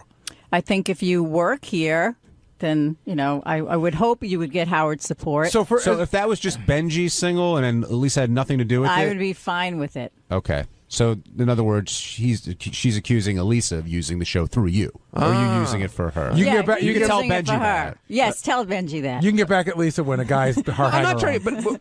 Right, it's like if I was having a dessert party for my boyfriend, and it was pretty much for him and not for me. Well, we were both because he had a recording career. So you're against other people doing joint projects with anybody that don't work on the show. So you would be like against Ronnie you Munn's doing block party. Everyone works on the show. No, first of all, they don't. For the most part, they do. For the most part, okay. So you would be against you doing a joint project with someone else? Benji, I'm not going to get into this vortex with you now. Anything else, guys? If not, I've got to go back to the newsroom. Anything else? I'd like to take. Can we take a call? Yeah. I want to take a line. It's me. Line number 2. Warren, you're on the wrap-up show. Hey, what's up, guys? Hey, big fan. Hey, I just wanted to say, Lisa, did you say your life was so busy that you didn't have time to meditate, but you can find time to go to coffee shop appreciation night? Yes, during the week I can, and also I was in my music class. I'm busy. This semester I'm not taking it, so I have some more time, and it's also the summer's coming up. Hey, Lisa, when you say that the other guys, I'm not talking about Benji, but did the block party meet and greet, is that what made you think, hey, maybe I could do something like this? Yeah, that too. And how have people been... I mean, every other word is block party this, block party that, block party that. I mean, God bless them. They're making some good money. I haven't done anything. I've been here going on 7 years. I haven't done anything. And I just think this is a nice thing to do. If no one wants to come, fine. You've sold cookies before. Why just women? Why not open it up? No, I haven't had any kind of event. You sold cookies before, though. Yeah, but I haven't had any kind of event. Why just women? Why not open it up to everybody? Because I felt that there really isn't a specific event for female fans. Now, what if, will you, I don't think they will, but sometimes they do legally go after that kind of thing. Have you who? Like Attorney General's office. Go after what? Sex discrimination. Like there was a famous one in Manhattan where there was a hairdresser that said, "I won't." Oh, you think because like no, I wasn't sure. For using the show? Yeah. No, like they have gone after small businesses and stuff. For you, actually, it would be good publicity. And don't they use go after people who make records who put other people's voices on it? Oh my God. Are you talking about Haters, the single? But I'm taking another phone call. George in Maryland, you're on the wrap-up show. No, I'm saying, does Hold on, I'll get back to you. Go ahead, George. Yeah, I got a question for Lisa. It just seems like she's always able to point their finger at somebody else does something wrong. But when you hear on the news or anything like that, it's always up to the star people. Lisa G in the green room with this one. Whenever there's a whack packer in there, you don't hear no part of Lisa G. Because that's usually Shuli's turf. So you guys are divided up where you do the entertainment stuff and he gets more of the whack packers? Lieberman Look, I did the royal treatment with a bunch of whack packers. Lieberman explained the beats last week, if you guys remember. Jason in Ohio, you're on the wrap-up show. Yeah, this is for Lisa. Hey, if Benji's girlfriend wanted to go to your meet and greet, would you mind, or would that be a problem or anything? No, not at all. 103.47. Nobody gets discriminated against. Well, as like it came up, if knowing our audience, if a transgender comes, if I come in drag, if someone comes, no, you cannot come in. But drag. what will you do? I won't let you in. A vagina's required? Would you do any kind of like Olympic type test, like a wait a second, that allows Siobhan in. Yes. Dan, you're on the wrap-up show. Hey, I just wanted to comment quick. I feel like everyone's attacking Lisa G here. I mean, I'm not a big Lisa G fan, but I feel like Benji is twisting it on her today. Maybe Well, first of all, nobody's attacking Lisa at all. Benji's just saying, hey, you gave me a hard time when I use the show. How come it's not the same for you? But I don't think anybody else is attacking Lisa at all. But I think people should do. I think this is if she can make money on it, if she can have fun doing it. I say why not do it? Like, what's wrong with it? Lisa, how did you feel when Howard reacted? Like, who's going to go to that? Yeah, I knew it. Yeah, I was expecting it. Does it hurt a little bit? Yeah, it does. But like I said, I'm expecting me to be there, maybe Marianne eating brownies and getting drunk, if that's the way it's going to be. I think you'll do better than that. I do. Well, we'll see. It would be nice if people, came, and I think it would be a very nice evening. So I think Lisa's sort of lowering her expectations that way. If it's just you and Marianne, so be it. But if it's more, then you're happy. Oh, it'd be great. I get it. Well, what is the overhead? Like you said, part of the ticket price was to the rental of the room. Like right. Now, do you give any money to charity, Benji? Yeah. Mm-hmm. Okay. Okay. So what's the overhead? What's giving to charity have to do with it? I'm just asking. Yes, I do. I don't give a lot to charity. No, through your recording career and the money you make on iTunes. Oh my God. Oh my God. That's like Jesus Christ. You're just shaking my world. That we should be doing. We should say to market it, we'll give 10% of the net proceeds to charity. What a brilliant idea. That would be nice. No, I don't think there's anything wrong. I think it's nice of you to give to charity, but it's purely a marketing thing that you're doing that. No, it's a charity I'm involved with. And what charities are you involved with? You're using the show with a joint with another business. I would love to make some more money for Power of Pink, the organization I'm involved with. But they don't work at the show. It's a charity. Oh, okay. Gary, what's going on between these two? Benji's trying to get it. Benji's the funny thing is, it's hard to get under Benji's skin, but Lisa definitely did with some of her comments, and Benji's a little stung by it. And he's going to bust her balls. I think they're under each other's skin. Yeah, it's not just a one-way street. I am someone that's supportive of people doing stuff. I'm saying Lisa was very. Gave me a lot of crap about what I've done. Well, why don't you just tell Lisa that you think she's being a hypocrite? That's what you've been saying for the last 10 minutes. I don't know. Sam Simon always says I use the word hypocrite wrong, so I don't know. It might be that she's not being consistent. So you're either being a hypocrite, or inconsistent. Do you feel like you're being an inconsistent hypocrite here? No. Mm-mm. But, all right. No, not at all. Anything else, because I have to get back. Yes, let's take one more call. We'll go to Rick in Jersey. Rick, you're on the wrap-up show. Hey, Lisa. Hey. I want to go to your party. Why aren't you allowing men to go to your party? Let's see how this. I'll pay double. Let's see how this, comes to be. Let's see how many people show up, and if it's successful, I'd love to do another one. In fact, if you'd like to date Lisa G, you can buy the whole party. You just have a one-on-one with her. That would be great. Or just write a check to the charity. That's fine too, huh? I'm married. I don't need another wife. I just want to go to the party. I want to see how she's cooking these little cupcakes and all the other stuff. I'm willing to pay.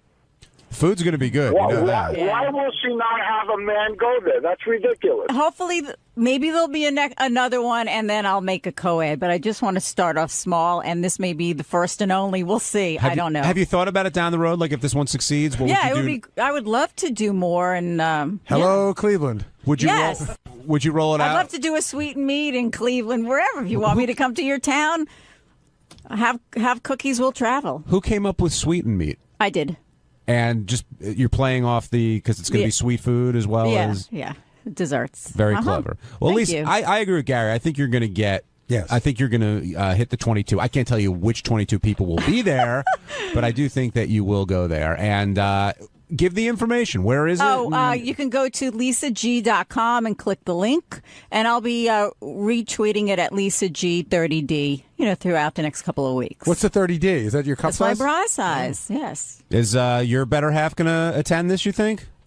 I don't know, but I'm sure anyone that does, I think it sounds like a fun thing. Benji, you do look great. You got so slim, so congratulations. Oh, look at this. All right, and with that, and I would like anyone. Elisa's thing that my girlfriend's face was more in the shirt than mine. Look at the shirt. That's the You most. can't let it go. No, because you just thought we were going to end on an olive branch there, just Benji. make up things. Wow. On Tuesday's wrap-up show, we talked about George Takei's honesty, his horniness, and whether I'd be willing to give him a good old-fashioned hand job. Check it out.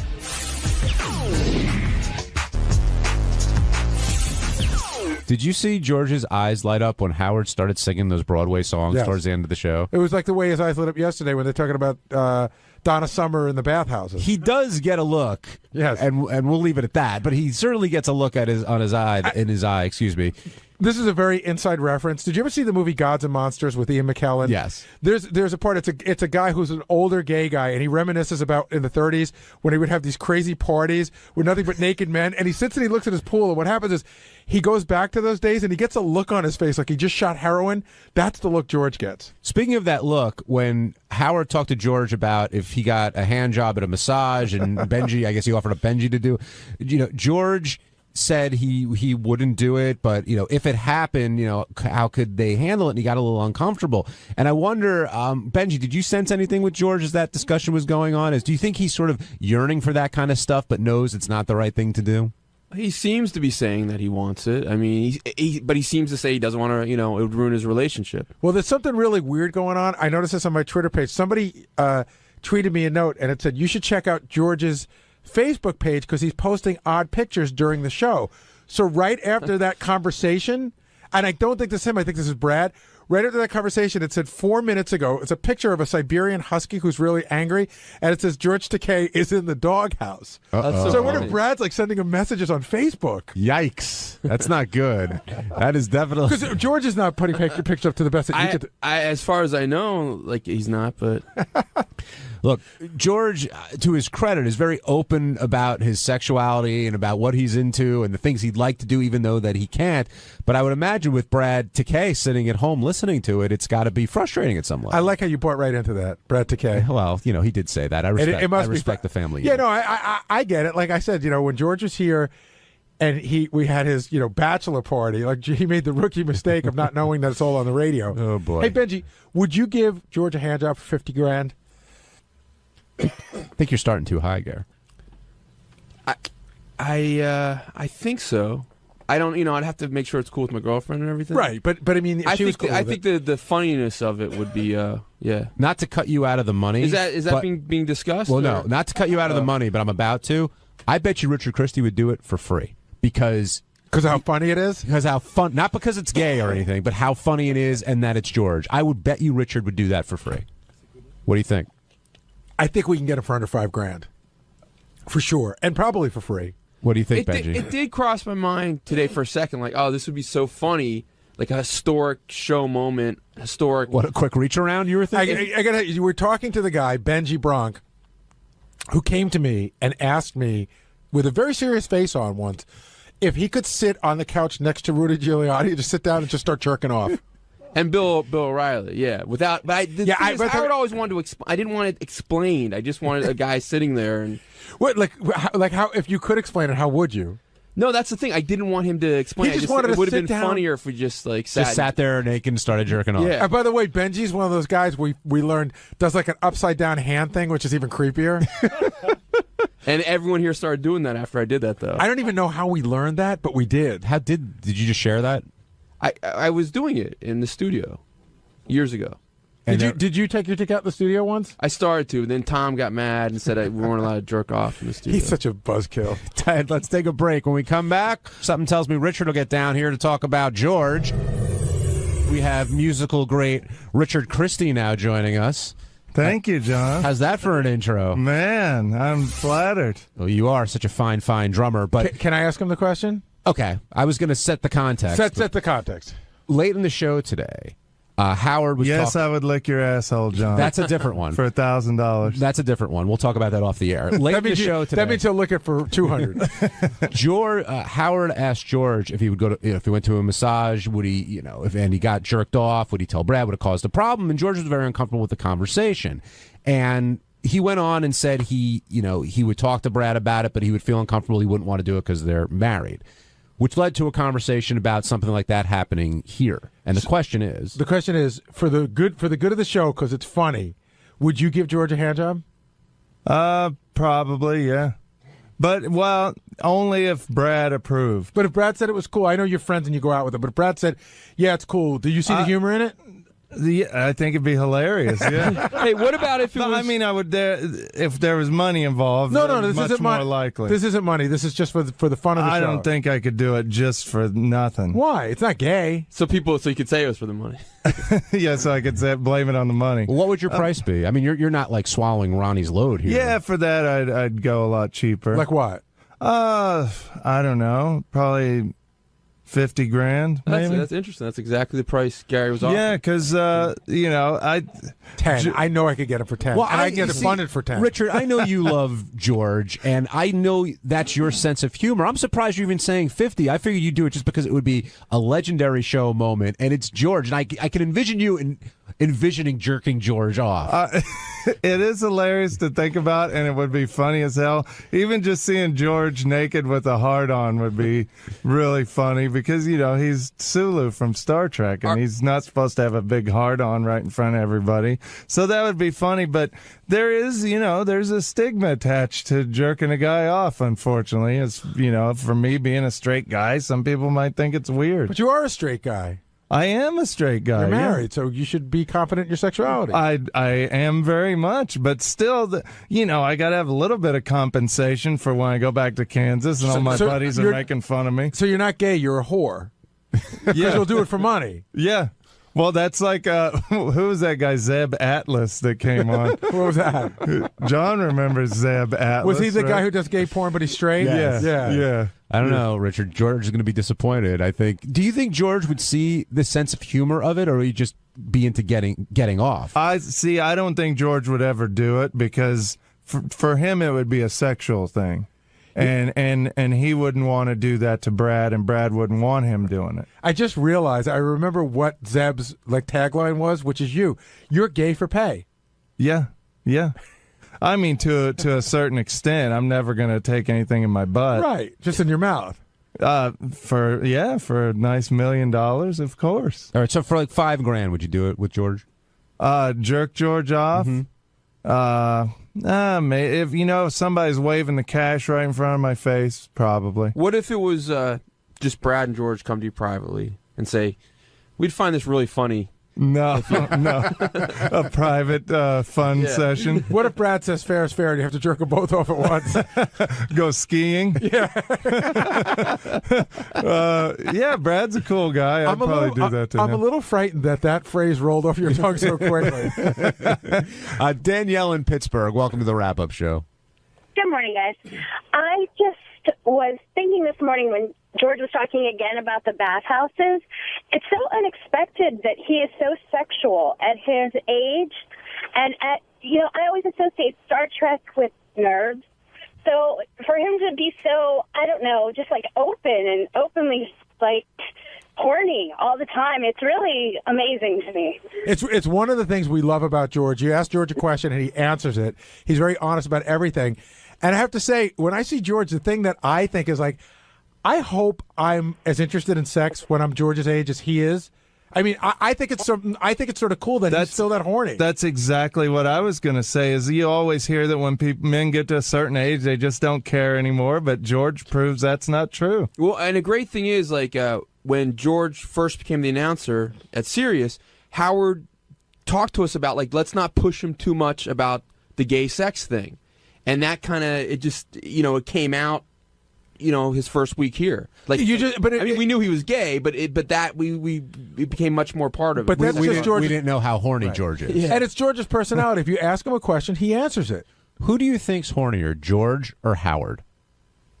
I think it might be George. It's a contest. Absolutely. Though.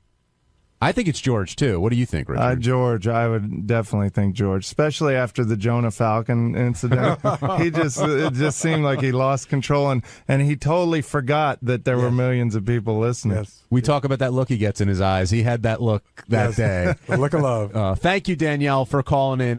Mike, you're on the wrap-up show. Number one, I'm from Kansas, and Richard, you're really giving us Kansans a bad name, buddy. Sorry, buddy. You mean you wouldn't suck off Ronnie for $1 million? I don't think I would do it for $10 million. Okay. Well, I guess I'm not like most Kansans then. Sorry. Richard, kidding aside, if Brad gave the okay, would you do it? Probably. It'd be funny. I mean, how many people can say they've jerked off Sulu? That's an excellent question. I wonder how many people can say We'll end the show with that. On Wednesday's wrap-up show, there was a lot of talk about Lisa G and her controversial sweet and meat. Lisa doesn't think she's doing anything wrong, but a lot of people disagree. So here's how that discussion went, and we'll see if Lisa changed her mind or not.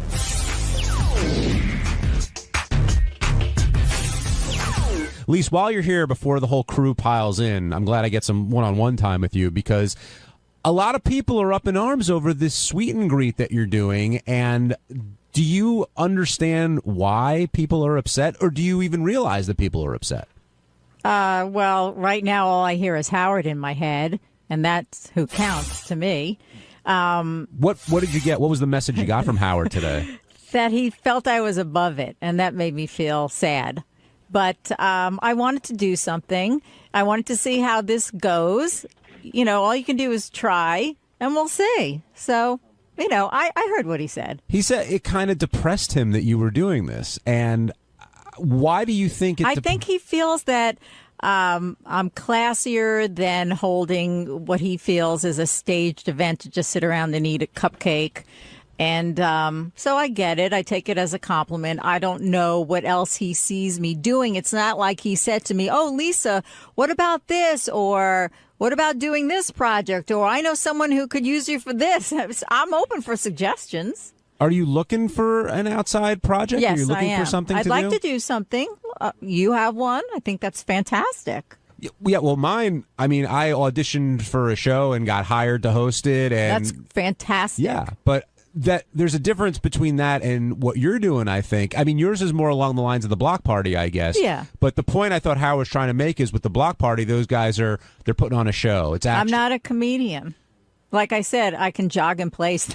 That's my talent. I can jog. So I felt this might be a nice way to get women around and just talk. Girls love to talk. If you haven't noticed, we could talk about, you just go nail polish, and we could talk for an hour about nail polish. So whatever it is, but I can't wait. You're also getting pushback too, though, on your price point. Somebody pointed out to me that your ticket is, more expensive than the block party or Sal and Rich or any of that. You know what? It's not fair to compare the two. Tell me why. Explain that. Okay, it's not a comedy event. I'm not a promoter. I don't know deals with different clubs. I did phone around to try and get a nice room. I wanted something that was classy. It's very expensive out there. And so I felt this was at a reasonable place. I really like what Magnolia Bakery is all about. They were very, very nice and welcoming. And I felt it was doable. And so, yes, the ticket price, if you compare it to the block party, it is higher. But it's an exclusive event, only 22 people. Are you feuding with Ronnie or not? No. Where did that come from? I mean, I don't know. I think we were kidding around in the newsroom late yesterday when I heard it was called an eat and meet instead of sweet and meat. I went, what? But apparently, they had that name before, so that's fine. John Lieberman, you guys in the newsroom are aware that Lisa is looking for some type of event that she can do and sort of break out on an outside project, no? I don't know what you're talking about. I think you're being sarcastic. We are well aware of Lisa's sweet and meat. I think yesterday when I observed Lisa looking on Twitter and seeing that the Block Party guys were calling it a meet and eat, you were genuinely a little bit put off. Well, Shuli told me about it. Someone told me about it. I don't think it was Twitter. Someone told me about it, and I went, what? They don't have an original idea? But then I found out that it's something that was planned a while ago. And then I said to Ronnie, I said, let's combine forces. Right, and Ronnie was having none of that, and that's what I wanted to point out. Ronnie was having none of that. No, he's having no part of that. And then you guys got into a discussion of breaking down the financials. Ronnie was saying, well, at the Block Party, you get all of this talent, you get a show. For you, it's just we're coming to see you. So I think there was some genuine pushback there. So Shuli's a comedian, and what else is the show? To see Ronnie, and then you had Scott and JD. I mean, they're not comics. Well, but I think hold on, Doug. I see you over there. What's the value of the Block Party? You guys cover it. I mean, you're all over it for Howard TV. And do you think Lisa has a legitimate gripe here? No, it's not a gripe. No, I think Lisa's a little out of line on this whole thing. I think it comes across crazy.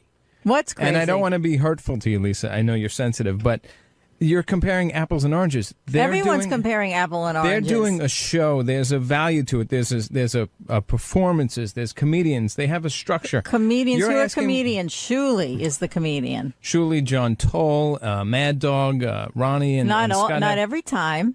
Well, there's always comedians. There's always 3 comedians. But anyway. So you're charging 3 or 4 times the amount. It's not fair to compare the two. It's only 22 people, but and it's in New York City. You're having 22 people who are going to talk. It's not even you who's doing a show. You're going to be one of 22. You're saying, and you're charging 3 times the amount. It's New York City, and it's only 22 people. Then don't do it in New York City. I mean, that's where I live, and that's what works for me. Hi, George. Sit down.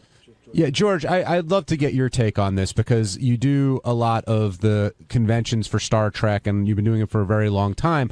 But you said the other day on the show that you would not do a meet and greet where people are charging a lot of money just to sit down and say hi. Why do you draw the line there? Because Lisa is doing a meet and greet, or sweet and greet, sweet and meat. Sweet and meat. Sorry. Sweet and meat. And Howard. That's the next one. That's George's department. But Howard felt really sort of taken aback today when he was talking to her and thought it sounded a little bit desperate. Can you explain the difference between a meet and greet versus a signing, or how you decide what to do? Well, they pay dearly for the signing, and I know that that's what they really want. And they want to spend some time with you backstage, and they pay through the nose. The money all goes to the promoter of the convention, and I don't think it's right, that these people that could, well, I don't know, maybe they could afford it, and that's why they do that, but they charge $250, $300, $400, and for Bill Shatters, he gets like $500 to just shake hands and say hello backstage and maybe sit around and. But they pay you to show up at the conventions very handsomely, right? That's right, and so that but those so-called backstage meet and greets are in addition to right. But why what do they you pay. Show up to conventions then? Because it's an opportunity. I consider it my opportunity to say thank you to the fans for the support that they've given us, and yes, we want to give some value to the time that we're spending, sitting there signing or posing for pictures, and they do pay for that too. But this enormous sum for just this brief kind of meeting and spending some. So this is my convention. Well, it sounds like something you'd. I would do something like that for charity. It's a wonderful way to raise funds for a good cause, and I'm sure you have your charities as well. Yeah, I'm doing a bit of the proceeds to charity, and I really wanted to see how this would go because I didn't want to just hand over a check for $10 if no one was going to show up. So we'll see what happens. Well, and why maybe so the next much? Maybe the next one because it's New York City and it's expensive. How expensive is the rental of the room? It's expensive. How much? Disclose. It's $600 minimum. Can't you hold it someplace where, I'm not a promoter. I did as much as I could. Now, if this is going to be a gangbang on me, I'm going to leave because it's starting to feel that way. I'm not assaulting you on this. Now but there's 1, 2, 3, 4, 5, 6 people against I mean, me. you're opening yourself up to this. It's a That's hot not topic. but it's not what no the one's here to wrap-up show's attack all you. about. We're here to express our opinions. I thought that's what the show is based on. Well, Lisa makes a fair point. I mean, no, this show exists to wrap up what Howard talked about today, and this was a big part of the show. And the other angle I wanted to take with you, Lisa, is you know, everyone says you're in love with Howard, and you admit to being in love with Howard, but knowing that he's married, that'll never happen, etc. But everybody here wants to sort of, you know, tries to fix you up and wants you to have that kind of relationship. Who but you, tries to set me up? Well, they try to set you up with Who's Wayne, they? right? That's Howard. Okay, so you don't think anybody else does? Have you? No, I haven't. That's fair. But the reason I haven't is because we've talked a little bit, and you seem content where your life is right now. And I mean, people are goofing you for coffee appreciation night and this and that, but you've got family, you're happy. I mean, am I misspeaking here, or are you happy in the situation that you're in? I'm very happy with my life. I'm very content. And if I happen to meet someone who's great, that would be fantastic. It would be, you know, it would be the icing on top of the cake. You feel that you can't meet anybody at work, right? You don't like to mix those two things? No, I don't. No.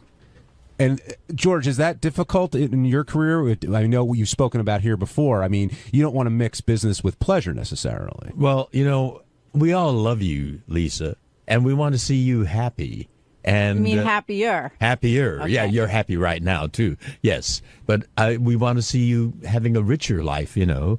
And I think most of us who are married are enjoying that kind of contentment. Right, and I think that is so wonderful. And we want you to have that. That is the sweetest thing someone could say, because I look at George and Brad and I go, they have such a wonderful, loving relationship, and that is fantastic. And we have fights too. But you know, that's part of it too. That's part of it too. It is. It does take work in trying to set someone up who you like with someone else who is nice. Just plucking someone's name out of the air.